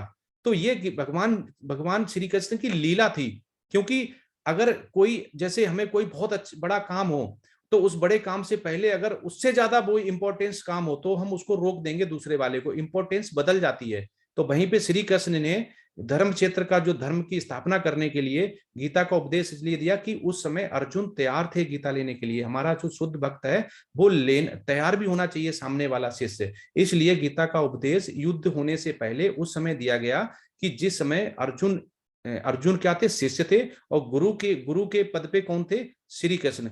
तो जब कोई देता है, जब कोई लेता है शिक्षा, तो वो ऑटोमेटिक में पता चल जाता है कि कौन गुरु है, कौन शिष्य है। तो इसलिए जो इंपॉर्टेंस थी उसकी युद्ध की, तो युद्ध से पहले इसलिए दिया क्योंकि युद्ध होते हुए भी, इतना बड़ा युद्ध होने से पहले भी गीता की मान्यता या गीता का उपदेश देना बहुत इंपॉर्टेंस थी। इसलिए गीता का उपदेश वहां पे दिया गया जहां पे उसका इंपॉर्टेंस था, इसलिए श्री कृष्ण भगवान ने उस युद्ध क्षेत्र में दिया। हरे कृष्णा। हरे कृष्णा। देवेश रहाने प्रभु जी, कृपया अपने आप को अनम्यूट करिए, सवाल पूछिए। नमस्कार। यस, हरे कृष्णा। हरे कृष्णा। मेरा सवाल यह है कि इससे पहले मतलब अभी जो आपने थोड़ा देर आगे बताया, और उससे पहले भी मैंने काफी सुन चुका है अमोघ लीला प्रभु जी से। तो ये पूरा सुनने के बाद और ये भी जानने के बाद मेरे मन में बस एक ही कंफ्यूजन है। वो कंफ्यूजन थोड़ा सा अगर आप क्लियर कर दे तो बेहतर होगा। कंफ्यूजन ये है कि अमोघ लीला प्रभु जो है वो भी जब भी अपना बताते हैं कुछ, तो श्री कृष्ण को ही मतलब कि बताते हैं कि जो गीता का उन्होंने ज्ञान दिया है, तो उसमें जब भी उन्होंने मैं का उच्चारण किया है तो मैं श्री कृष्ण है, ठीक है, ना कि विष्णु जी, ठीक है, वो श्री कृष्ण का बात बताते हैं। और उसके अलावा भी बाकी अवतारों के बारे में बताते हैं, जैसे आपने बताया भी कि श्री राम जो है उनके अवतार, तो वहां पर वो श्री कृष्ण के अवतार के रूप में उच्चारण करते हैं, ना कि विष्णु जी के अवतार के रूप में। तो मेरा यही क्वेश्चन था कि जब भी श्री कृष्ण बता रहे थे, मतलब भगवत गीता बता रहे थे, तभी तो वो श्री कृष्ण नहीं थे, तभी उन्होंने अपना जो विराट स्वरूप था वो धारण किया हुआ था, ठीक है। तो जो विराट स्वरूप है विष्णु जी का, वो धारण करके ही उन्होंने पूरा गीता बताया था। फिर हर जगह जब वो मैं का इस्तेमाल किया है उन्होंने कि मैं ही सृष्टि हूँ, मैं ही सब कुछ हूँ, तो वो मैं का मतलब विष्णु जी से था। तो क्यों हर जगह कृष्ण जी को ये इंटरप्रेट किया जाता है, ये चीज एक कंफ्यूजन है मेरे दिमाग में अभी भी। नहीं, आपने कहाँ पढ़ा हुआ है ऐसा, किसी शास्त्र या वेद में लिखा हुआ कि उन्होंने बोला मैं हूं तो मैं मतलब विष्णु हूं? नहीं, क्योंकि जब भी उन्होंने अपना विराट स्वरूप लिया होता है, तो वो विराट स्वरूप वो कृष्ण जी तो नहीं होते हैं, वो अवतार से फिर वो विराट स्वरूप में आ जाते हैं, जो कि एग्जिस्ट करते हैं, जो अवतार लेते हैं।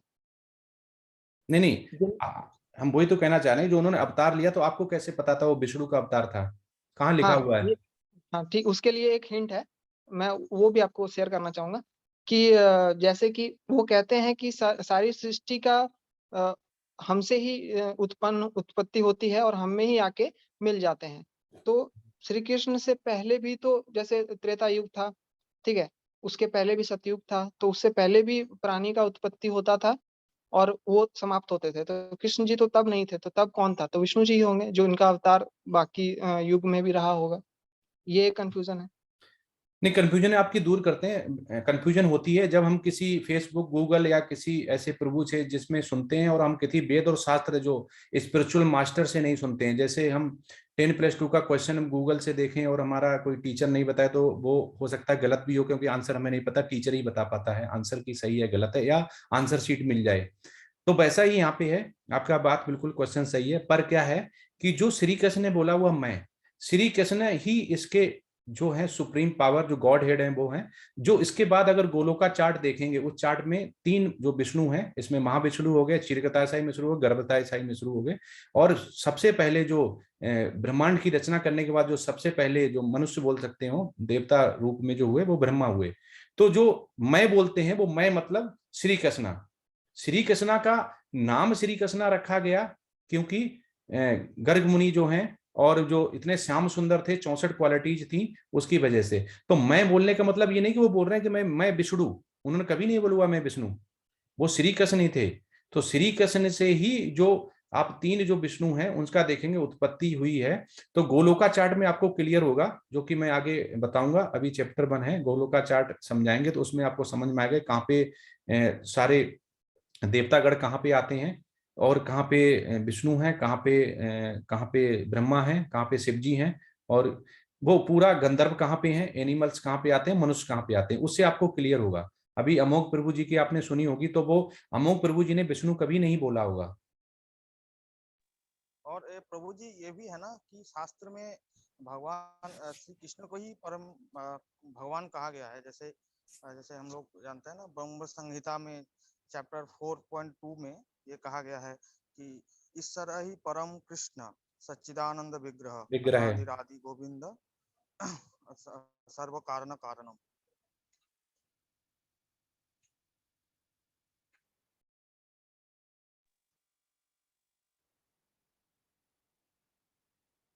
हरे कृष्णा। आगे मनीषा कल्पना माता जी, कृपया अपने आप को अनम्यूट करिए, अपना सवाल पूछिए। हरे कृष्णा प्रभु जी। हरे कृष्णा। मेरा सवाल ये था कि भगवान कृष्ण ने क्यों अर्जुन जी को ही चुना गीता का सार देने के लिए? वो किसी और को भी तो चुन सकते थे, किसी और को भी तो दे सकते थे ज्ञान। माता जी बहुत अच्छा क्वेश्चन है, मैं एक्सपेक्ट भी कर रहा था किसी न किसी तो आएगा क्वेश्चन। बहुत बढ़िया कि उन्होंने पांडवों में थे 5 भाई थे, तो क्यों चुना, युधिष्ठिर को क्यों नहीं चुना, भीम को क्यों नहीं चुना, और नकुल और सहदेव को क्यों नहीं चुना। बहुत अच्छा क्वेश्चन है। वो इसलिए कि वो इतने शुद्ध भक्त थे उन 5 भाइयों में। जैसे अब हनुमान, राम के टाइम पे हनुमान ही उनके सबसे जो होते हैं शुद्ध भक्त क्यों बने, ऐसे ही उस युग में राम के भक्त जैसे हनुमान थे, इस युग में श्री कृष्ण के सबसे शुद्ध भक्त और सबसे मित्र सखा जो कि सुन सकता है। अब जैसे एक टीचर का फेवरेट स्टूडेंट कौन होता है? जो टीचर को सुनता है, टीचर जो पढ़ाता है उसको मानता है, उसके अच्छे नंबर आते हैं, वो उसका नंबर 1 शिष्य होता है। स्कूल में भी, कॉलेज में भी, घर में भी सबसे अच्छा पुत्र कौन होता है, सबसे अच्छी पुत्री कौन होती है? जो पिता की बात मानती है। जो बेटा पिता का बात मानता है, पिता भी उसे उतना ही प्यार करता है और बेटा भी उसे उतना प्यार करता है। तो इसलिए श्री कृष्ण जब वो उपदेश देने वाले थे, तो वो बिल्कुल जब तैयार हुए, जब अर्जुन बिल्कुल तैयार हुए, जो शुद्ध भक्त थे, तभी उन्होंने उपदेश दिया। उससे पहले नहीं उपदेश दिया, उसके बाद उपदेश नहीं दिया। इसलिए अर्जुन को चुना। अर्जुन उनके बहुत शुद्ध भक्त थे। उन 5 पांडवों में से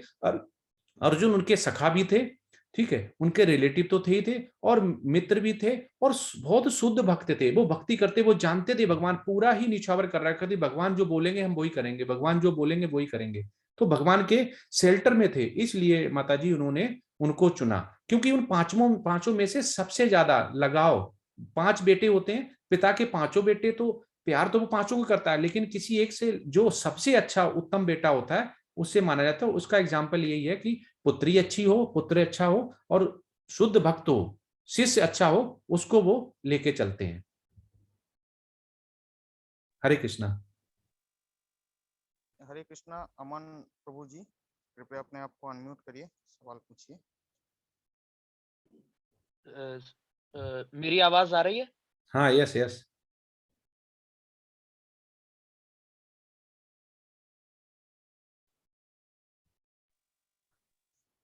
सवाल पूछिए अमन प्रभु जी। हरे कृष्णा। शायद उनका नेटवर्क का इशू है। हाँ, दूसरा लीजिए। श्रद्धा बत्रा माता जी, अपने आप को अनम्यूट करिए, अपना सवाल पूछिए। हरे कृष्णा प्रभु जी। हरे कृष्णा। प्रभु जी, मेरा सवाल था कि धर्म की रक्षा करना क्या होता है? धर्म की रक्षा कैसे करें? हाँ, बहुत अच्छा क्वेश्चन। धर्म की रक्षा करना, हमारे जो शास्त्र और वेदों में लिखा हुआ है कि बड़ व्यवस्था 4 तरह से बनाई गई है। उसमें मुख से ब्राह्मण, जो मुख से ब्राह्मण क्या करता है कि शास्त्र और वेद पढ़ता है, उसको प्रीचिंग करता है, सिखाता है। बहाव, मतलब बहुओं से कौन बना हुआ है? क्षत्रिय। क्षत्रिय का कर्तव्य क्या है? कि रक्षा करना। तो ऐसे ही वैश्य बना हुआ है, ऐसे ही पैरों से शूद्र बने हुए, जो 4 व्यवस्था हुए।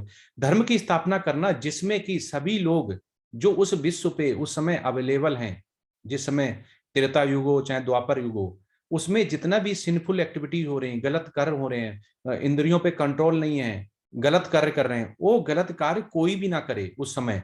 तो इसलिए धर्म की स्थापना बोलते हैं सारे ही धार्मिक हों, सारे ही भगवान में आसक्त हों, कोई भी पाप ना करे, कोई भी सिंफुल एक्टिविटी ना करे। तो इसके लिए धर्म की स्थापना करना होता है। धर्म मतलब होता है कि जो किससे आता है, जो होता वेद शास्त्र थे। धर्म का बोला गीता शास्त्र विदम पुण्यम या पठेत यतः पुमान, बोला गया ना कि धर्म की स्थापना करने के लिए श्री कृष्ण ने ये लीलाएं की, ये रचना रही, गीता का उपदेश दिया।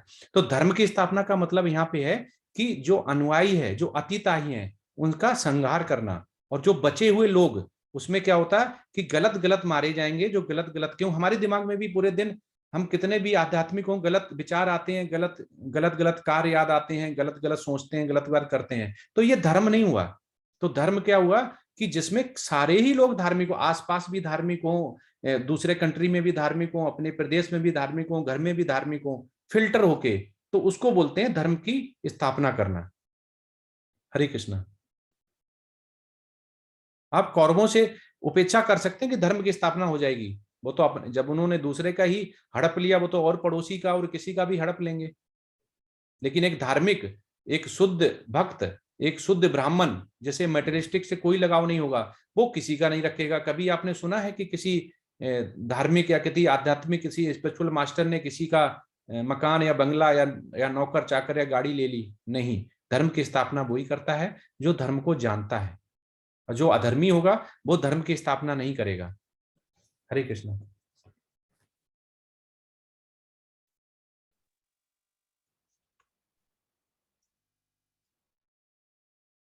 हरे कृष्णा। आदित्य पांडे प्रभु जी, कृपया अपने आप को अनम्यूट करिए, सवाल पूछिए। आदित्य पांडे प्रभु जी। और कोई ना? हेलो,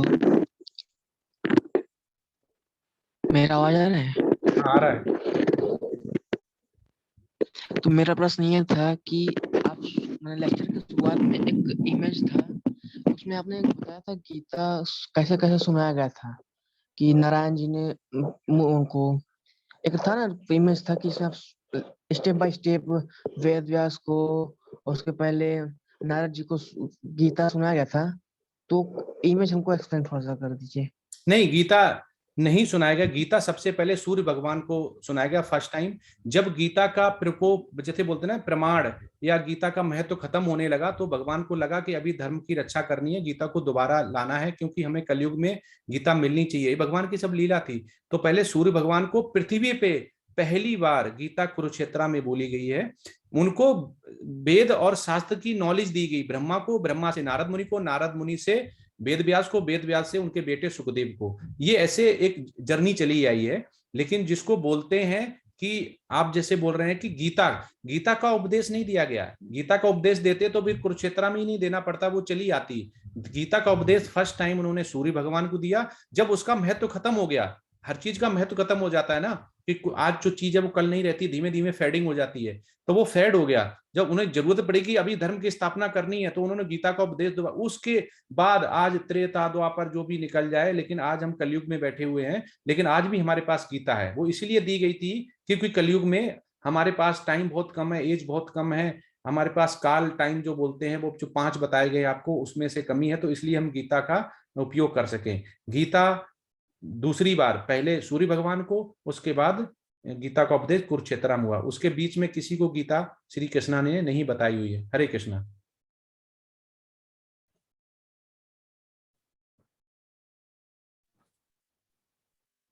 नेक्स्ट प्रभु जी। विशाल प्रभु जी, अपना सवाल पूछिए।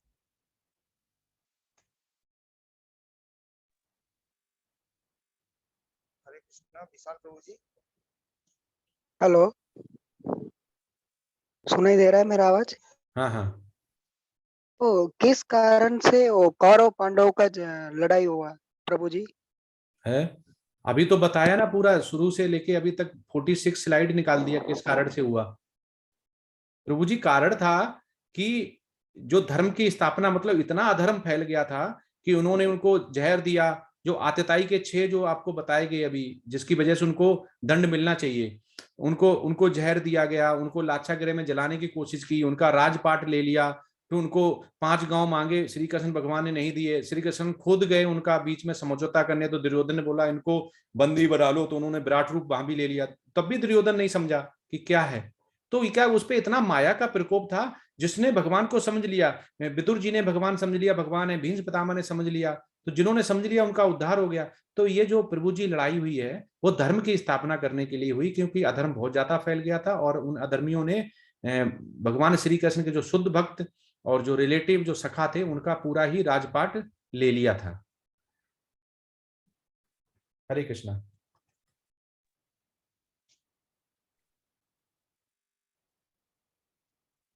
नेक्स्ट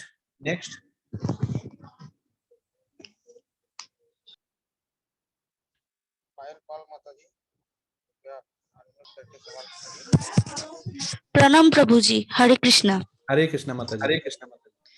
प्रभु जी, मेरा सवाल है कि द्रौपदी का जब राजसभा में अपमान किया गया था, तब हम कौरव को और धृतराष्ट्र को दोष देते हैं, लेकिन पांडव ने वो सिचुएशन क्रिएट करने दिया, तभी तो ये हुआ ना। तो हम क्यों पांडव को ऐसे दोष नहीं दे सकते?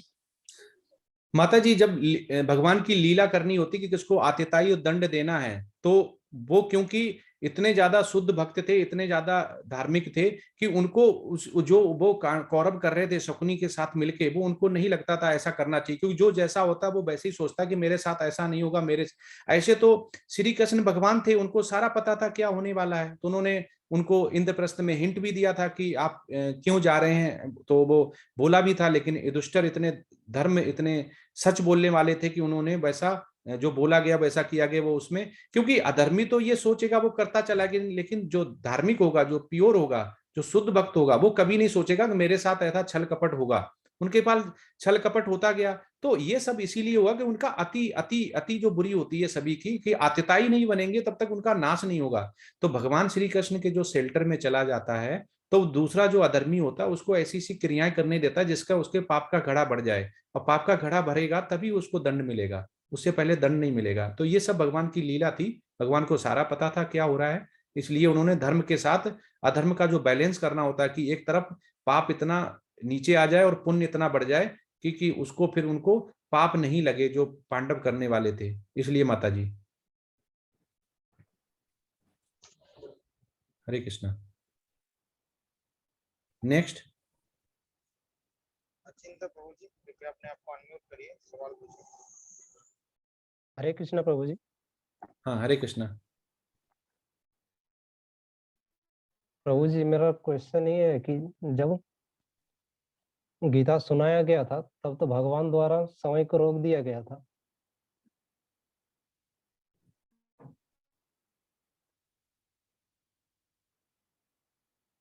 हेलो प्रभु जी।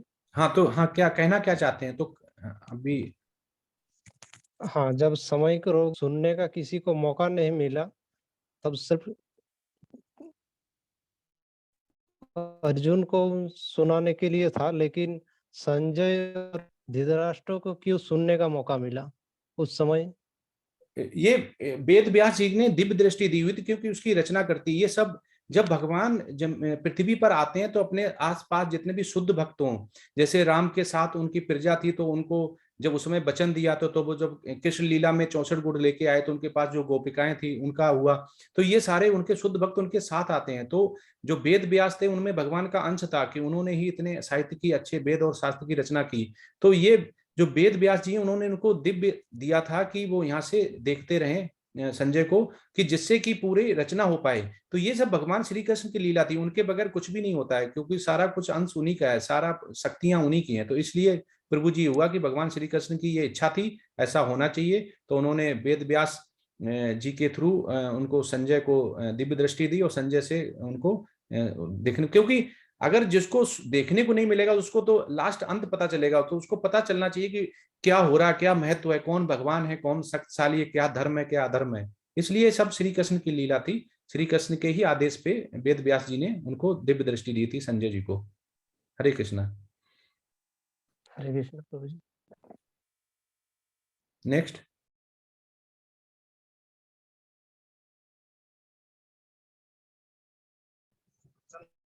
प्रकाश वर्मा प्रभु जी, कृपया अपने आप को अनम्यूट करिए।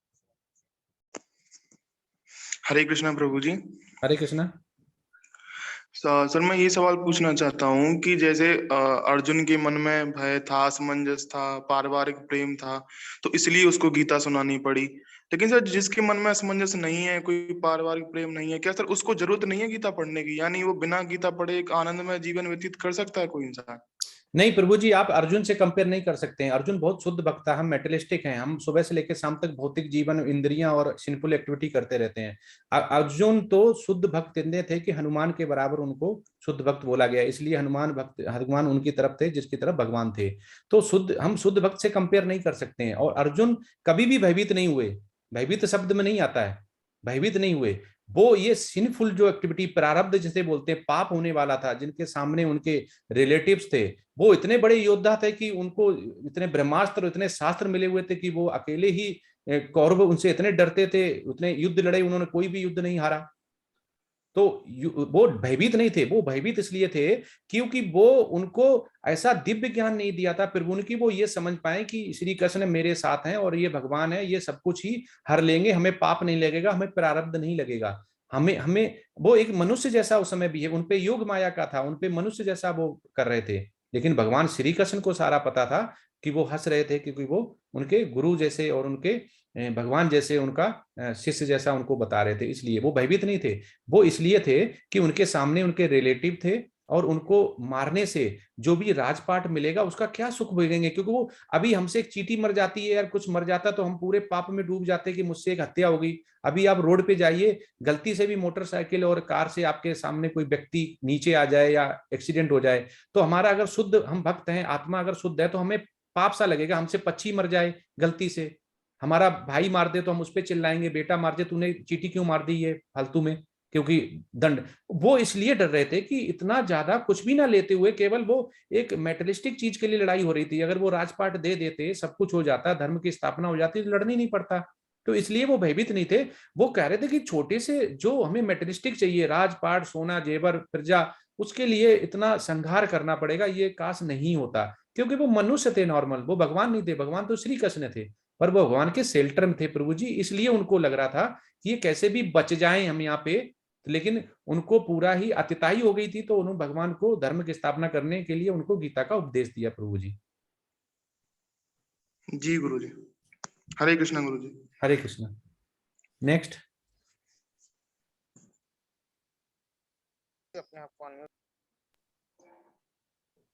अब जो 4-5 लोग हैं उन्हीं का लेंगे, फिर अपने कल करेंगे चैप्टर 2।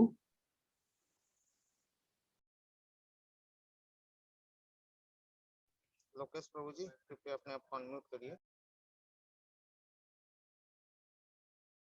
वो शायद नहीं कर पा रहे। प्रणाम गुरुजी। हाँ, हरे कृष्णा। गुरुजी मेरा सवाल ये है कि जैसे जो इसकी हमने अभी समरी सुनी, तो इससे मुझे इतना चला कि अर्जुन युद्ध नहीं चाहते थे, उनके मन में दया थी, वो पाप नहीं चाहते थे, अपने रिलेटिव्स को मारना नहीं चाहते थे। तो क्या किसी के मन में अगर दया, ये सारी भावनाएं हैं, तो क्या वो कमजोर होता है कि ताकतवर? जो अगर एक तरफ देखा जाए, वो धर्म क्या था उनका क्षत्रिय था। क्षत्रिय का सबसे बड़ा धर्म क्या है? रक्षा करना। किसकी रक्षा करने? जो कमजोर है। धर्म अपना जो बड़ भेद है उसको नहीं छोड़ सकते हैं। जिसका कर्म है वो कर्म करेगा। अगर पुलिस वाले और साइंटिस्ट अपना साइंस का काम नहीं करेंगे, टेक्नोलॉजी इनोवेशन नहीं लाएंगे, पुलिस वाले चोर और उनको नहीं पकड़ेंगे, तो ये स्थापना नहीं हुई ना धर्म की। तो एक तरफ उनका वो इतने शुद्ध भक्त, इतने दयालु थे कि उनपे वो लग रहा था, लेकिन एक तरफ, दूसरी तरफ वही दुर्योधन एक ही कुल के, पर उसको नहीं लग रहा था। उसने जहर भी दिया, लाक्षागृह में आग भी लगाई, उनका राजपाट भी ले लिया। तो ये शुद्ध भक्त थे। ये निशानी होती है कि वो बहुत दयालु थे। ये उनका वीकनेस नहीं था, ये उनकी पावर थी कि उनमें इतने अच्छे गुण थे। उनका वीकनेस क्या होता है कि जो क्षत्रिय होता है उसको युद्ध लड़ना चाहिए। क्षत्रिय अपने कर्म से नहीं टिक सकता है। अब आप बोले सेना है हमारे बॉर्डर पे, और पाकिस्तान से अगर किसी भी कंट्री से युद्ध होता है, देश का नाम नहीं लेंगे, तो क्या लड़ेगी नहीं? अपने धर्म से नहीं हट सकते ना, धर्म तो करना ही पड़ेगा ना, धर्म की रक्षा करनी पड़ेगी। तो अगर ऐसे ही हमारे आसपास लड़ाई झगड़ा हो जाए और हम किसी को मार दें तो हमें जेल होती है। लेकिन जब एक सेना किसी दूसरे देश से लड़ती है तो उसको पुरस्कार मिलता है। तो ऐसे ही वो क्षत्रिय थे, क्षत्रिय का परम कर्तव्य है युद्ध करना। वो भाग नहीं सकते अपने कर्म से, वो नहीं बोल सकते कि हम ज्वेलरी वाला काम करेंगे, हम सर्राफ बनेंगे, हम कुछ करें, नहीं। क्षत्रिय का काम क्षत्रिय को सुहावे और सुनार का काम सुनारे को, बैस का बैस को। तो इसलिए प्रभु जी उनको, वो दयालु थे, ये उनकी वो थी कि वो पावर थे क्योंकि उसमें धर्म था। और वो कमजोर इसलिए बने, कमजोर थे नहीं, कमजोर इसलिए बने कि सामने ऐसा, उनके सामने ऐसा हो रहा था, क्योंकि अभी युद्ध होने वाला था, उनके सगी संबंधी सामने खड़े हुए थे। इसलिए एक दयालु व्यक्ति होगा जो धर्म को मानता होगा, अच्छा व्यक्ति होगा, उसमें हमेशा ही दयालुता रहेगी, हमेशा ही वो सोचेगा ऐसा जघन्य अपराध हमसे ना हो जाए। प्रभु जी हरे कृष्णा। नेक्स्ट, अभी 5 लोग बचे हैं बस। माता प्रभु जी अपने आप को अनम्यूट करिए। प्रभु जी सुन पा रहे हैं आप? हाँ, यस यस। हाँ जी, हरे कृष्णा। प्रभु जी आपने अभी कृष्ण और विष्णु जी के बारे में बताया था, तो क्या राम, कृष्ण और विष्णु तीनों अलग अलग हैं? राम, कृष्ण और विष्णु क्या अलग अलग हैं क्या तीन? हमने तो यही सुना नहीं, कि अवतार थे तो एक ये अलग नहीं है, ये एक ही है। लेकिन इनका जो गोलोकाचार से, अभी हम आगे बताएंगे, गोलोकाचार से आपको क्लियर होगा जो आगे आएगा। अभी हम बताएंगे तो आपको ये लगेगा जैसे जो गोलोका चार्ट में है उसमें पूरा प्रूविन, जिसको एविडेंस बोलते हैं, क्योंकि हम एविडेंस से बाहर नहीं जाएंगे, हमारे पास जो वेद और शास्त्र है वही हम बताएंगे। तो गोलोका चार्ट जो है, जो गोलोका चार्ट में बताया गया है कि जो 3 जो विष्णु हैं, जिसमें जो सृष्टि की रचना करते हैं, जो शेषनाग पे रहते हैं, जिसमें कि महाविष्णु हो गए, ठीक है, गर्भोदशाई की विष्णु हो गए, क्षीरसाई विष्णु हो गए, तो ये 3 विष्णु हो गए। तो लेकिन ये सारे ही उत्पत्ति किससे है? श्री कृष्णा, जो श्री कृष्णा का रूप है उसी से है, जो कि आप श्री कृष्णा भगवान को मान सकते हैं। और जो विष्णु है, जो अवतार लेते हैं, जो आपने राम बोल दिया, ये सभी एक ही ट्रांसडेंटल फॉर्म है। तो ये अभी गोलोका चार्ट एक दिन हम बताएंगे, तो उससे आपको क्लियर होगा कि कौन कहाँ पे है। अभी हम ऐसे बता देंगे तो आप फिर दूसरी बार कंफ्यूज हो जाएंगे, इसलिए जब उसका टाइम आएगा तभी हम समझाएंगे आपको। हरे कृष्णा। अंजना दे माता जी, कृपया अपने आप को अनम्यूट।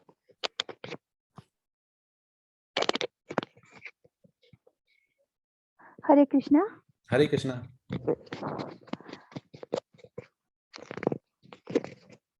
हरे कृष्णा प्रभु जी, मेरी आवाज आ रही है? हाँ, यस माता जी। प्रभु जी, मैं ये पूछना चाहती हूँ प्रभु जी, जो कृष्ण ने अपनी गीता की उपदेश दी थी, वो कृष्ण ने कलियुग के आरंभ के समय में ही दिया था? नहीं, मैं वही जान उसके काफी स्टार्ट होने वाला ही था, लेकिन वो कलयुग स्टार्ट नहीं हुआ था, बिल्कुल उसका कलयुग का स्टार्ट होने वाला था। उसके जब उनका जी 5154, तो उसमें 154 माइनस कर दो तो लगभग 30-40 साल पहले ही वो स्टार्ट हो चुका, मतलब वो खत्म होने वाला था। कलयुग नहीं था उस समय। वो एक युग में एक ही जन्म लेते हैं, एक युग में दूसरा उस रूप में ट्रांसडेंटल फॉर्म में नहीं आते हैं। जैसे राम थे, तो जैसे नरसिम्हा अवतार है, वामन अवतार लिया है, लेकिन एट ए टाइम जब एक होते हैं तो एक ही उनका ट्रांसडेंटल अवतार रहता है। जी प्रभु जी, जो गीता की उन्होंने वर्णना की थी, वो कलियुग में उसकी क्या मतलब क्या कलियुग में हम उसे कैसे मानेंगे, कैसे उसे अपने जीवन में धारण करके चले? गीता को पूरी तरह से तो हम मान नहीं सकते। क्यों नहीं मान सकते? गीता तो प्रभु ने इसीलिए बताई हुई कि कलयुग में क्या होगा, क्योंकि अल्प आयु है हमारे पास, काल नहीं, वेद नहीं, शास्त्र नहीं, तो कोई भी वेद शास्त्र पढ़ने की जरूरत नहीं है, उन्होंने गीता ही दी हुई है। गीता को क्यों नहीं मान सकते हैं? गीता में ऐसे मानना में क्या है? जी, गीता तो बहुत बड़ी चीज है और हम तो इतने छोटे हैं, तो गीता को कैसे माने? मनुष्य के लिए, वो मनुष्य के लिए बनाई गई ना। हमें चेतना है ना, हमें अंश है, हमें भगवान का अंश है, हमारे पास परमात्मा का अंश है, तो अपने अंश के लिए बनाई हुई। अपने बच्चे को कौन अच्छा नहीं रखना चाहते? बच्चे को सभी पढ़ाते लिखाते हैं ना कि ऑफिसर बन जाए। तो प्रभु भी चाहता है हमारा जो अंश है वो वेद और शास्त्र पढ़े, गीता पढ़े, उसको वो हम कभी ना खत्म होले आनंद में जीवन को जिए, भगवान की वंदना करे, हरे कृष्ण का मंत्र जाप करे, पूजा पाठ करे। जो 5 इंद्रियां हैं, आंखों से देखे तो भगवान को देखे, मुख से बोले तो भगवान की बाड़ी बोले, कान से सुने तो भगवान का श्रवण सुने, हाथ से भगवान की पूजा करे, उनके विग्रह के पूजा अर्चना करे, और नोज से, नाक से जब भी सूंघे तो भगवान के चढ़े हुए पुष्प सूंघे। तो ये 5 इंद्रियों को कंट्रोल करना है, बस हो गया गीता का। जी जी। हरे कृष्ण। हाँ, हरे कृष्ण प्रभु।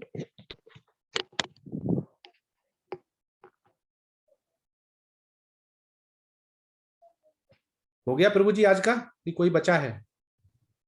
तो आदमी बचा है प्रभु जी। हाँ लीजिए। 2 डिवोटी। अमन प्रभु जी, हरे कृष्णा। वो शायद अपने आप को अनम्यूट नहीं कर पा रहा प्रभु जी। नेक्स्ट ले लेते हैं। हाँ कर रहा हूँ। आवाज आ रही है सर? हाँ, यस यस हाँ यस प्रभु जी। Aman. Yes sir yes. Sir जिस दौरान मैं गीता पढ़ रहा था उस दौरान गीता में आज आपने पहले चैप्टर का जिक्र किया है, तो पहले अध्याय और पहले अंश से ही मैं सवाल पूछूंगा। गीता में लिखा है कि प्रभु की इजाजत के बिना यदि कोई व्यक्ति किसी जीव की हत्या करता है तो वो महापाप है। हाँ यस यस, तो हाँ आगे इस बोलिए। जी, तो इस कथन को हम उस युग में तो ठीक है चरितार्थ होता हुआ देख रहे हैं, जैसा अर्जुन कर रहे हैं कि अपने बंधुजनों को और स्वजनों को सत्य एवं धर्म की स्थापना के लिए मार रहे हैं, और क्योंकि ये प्रभु का आदेश है। लेकिन इसी कथन को हम कलयुग में कैसे चरितार्थ करेंगे? कलयुग में इस कथन को कैसे व्यवहारिक रूप में उतारेंगे कि हाँ इस व्यक्ति का वध अनिवार्य है, या इस व्यक्ति ने इतना अधर्म कर दिया है, या इतना पामर है, ये नारकीय व्यक्ति है कि इसका ये असामाजिक तत्व है, इसका ये समाज में रहने लायक नहीं है और इसका नाश ही जरूरी है। ये आवाज हमें कहाँ से मिलेगी? वो प्रभु की आवाज जो कलयुग में उन लोगों को मिलती थी, क्या वो मतलब द्वापर युग में, सतयुग में, त्रेता में उन पुरुषों को मिलती थी, हमको कैसे मिलेगी ये आवाज? और इस कथन को कैसे चरितार्थ करें? बिल्कुल राइट क्वेश्चन है प्रभु जी। भगवान ने हर युग में जन्म लिया है। जब अतिताई, जो 6 आपको अतिताई के गुण बताए गए हैं, अतिताई हो जाएगी तो भगवान लेंगे। जो कि एक नॉर्मल मनुष्य जब नहीं कर पाएगा तो भगवान को नीचे आना ही पड़ेगा।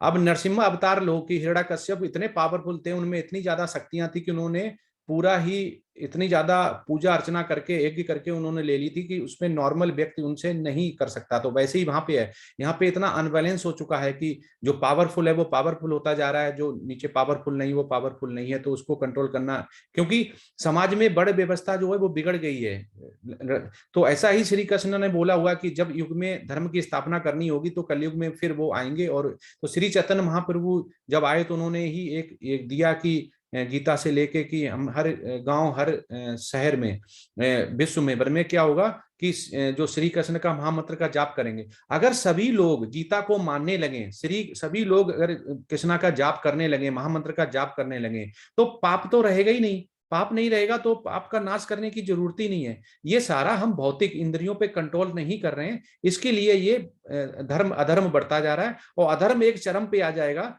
तो भगवान श्री कृष्ण फिर जन्म लेंगे, कि उन्होंने बोला हुआ कि ऐसा वृंदावन दूसरी बार बनेगा जो वृंदावन में उन्होंने उस युग में जन्म लिया था। तो ये वृंदावन दोबारा बनेगा। वो वृंदावन कहीं भी हो सकता है, वो मथुरा वृंदावन नहीं, वो जहां पे जन्म लेंगे वो वृंदावन हो जाएगा। तो ये सब भौतिक, जो भौतिक है जिसपे हमारा माया बोलते हैं, ये सब माया का प्रकोप की वजह से होता है, जिसको मनुष्य नहीं जान पाता है। और कलयुग में तो जो काल बोला गया, जो 5 आपको टाइप्स बताए गए थे, उसमें यह है कि काल हमारे पास अभी टाइम बहुत कम है। इसलिए टाइम बहुत कम है तो इसमें जो वेद और शास्त्र से बोला गया कि हमें क्या करना चाहिए, हमें महामंत्र का जाप करना चाहिए, हमें विग्रह की पूजा करनी चाहिए, और हमें जो 4 जो रेगुलेटरी प्रिंसिपल्स हैं जिसमें वो हमें करने चाहिए। तो ये अगर हम करेंगे तो हमारा कंट्रोल रहेगा, वो भगवान की तरफ होगा। जो अभी ये नहीं करेगा वो भगवान के सानिध्य नहीं जाएगा, वो गोलोका क्योंकि फिर आप इसी मृत्यु और जन्म के जो साइकिल में पड़े रहेंगे। हरे कृष्णा। अगर ज्यादा आतिताई, ज्यादा अधर्म होगा तो भगवान उसका नाश करने के लिए जरूर आएंगे, और जो भगवान की तरफ चला जाएगा वो भगवान की तरफ हो जाएगा। हरे कृष्णा। हरे कृष्णा। जयदीप प्रभु जी, कृपया अपने आप को अनम्यूट करिए। हरे कृष्णा हाँ प्रभु जी। हरे कृष्णा। यस।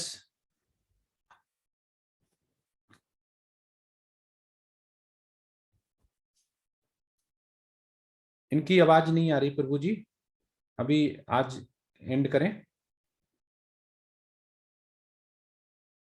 हाँ प्रभु जी, करते हैं। हरे ठीक। कृष्णा। हरे कृष्णा।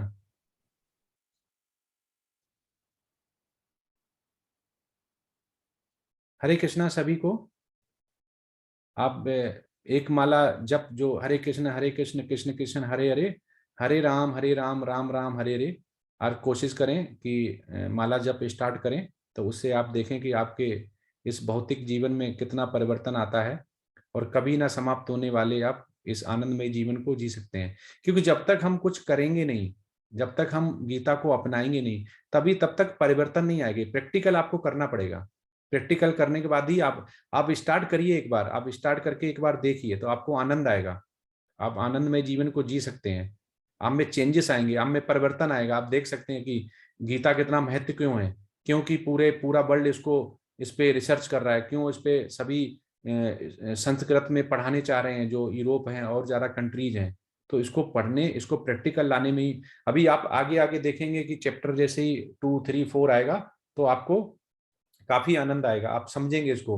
फिर लेवल 1 हो जाएगा, फिर लेवल 2 जो 14 हफ्ते का वो आप ज्वाइन करेंगे श्रद्धावान के बाद, फिर लेवल 3 ज्वाइन करेंगे तो और ज्यादा समझ में आएगा। तो ये धीमे धीमे बहुत इजी हो जाएगा। तो उस इजी को समझ के आप इम्प्लीमेंट करते हैं तो आप भगवान की तरफ, जो बोला गया गोलोक वृंदावन और इस भौतिक जगत जो है इससे छुटकारा मिल जाएगा। और जो जन्म मृत्यु की साइकिल से, जन्म मृत्यु क्या है, ये भौतिक में दुखी है, हम दुखी लेने आते हैं, हम किशोर अवस्था प्रौढ़ अवस्था ये चलती, फिर बीमार होते हैं, फिर हमारी डेथ हो जाती है, फिर ऐसे साइकिल चलती रहती है। साइकिल से छुटकारा मिलने का, ब्रेक करने का, जिसको वैक्सीनेशन बोलते हैं, वो वैक्सीनेशन क्या है बीमारी का, वो है हरे कृष्ण महामंत्र।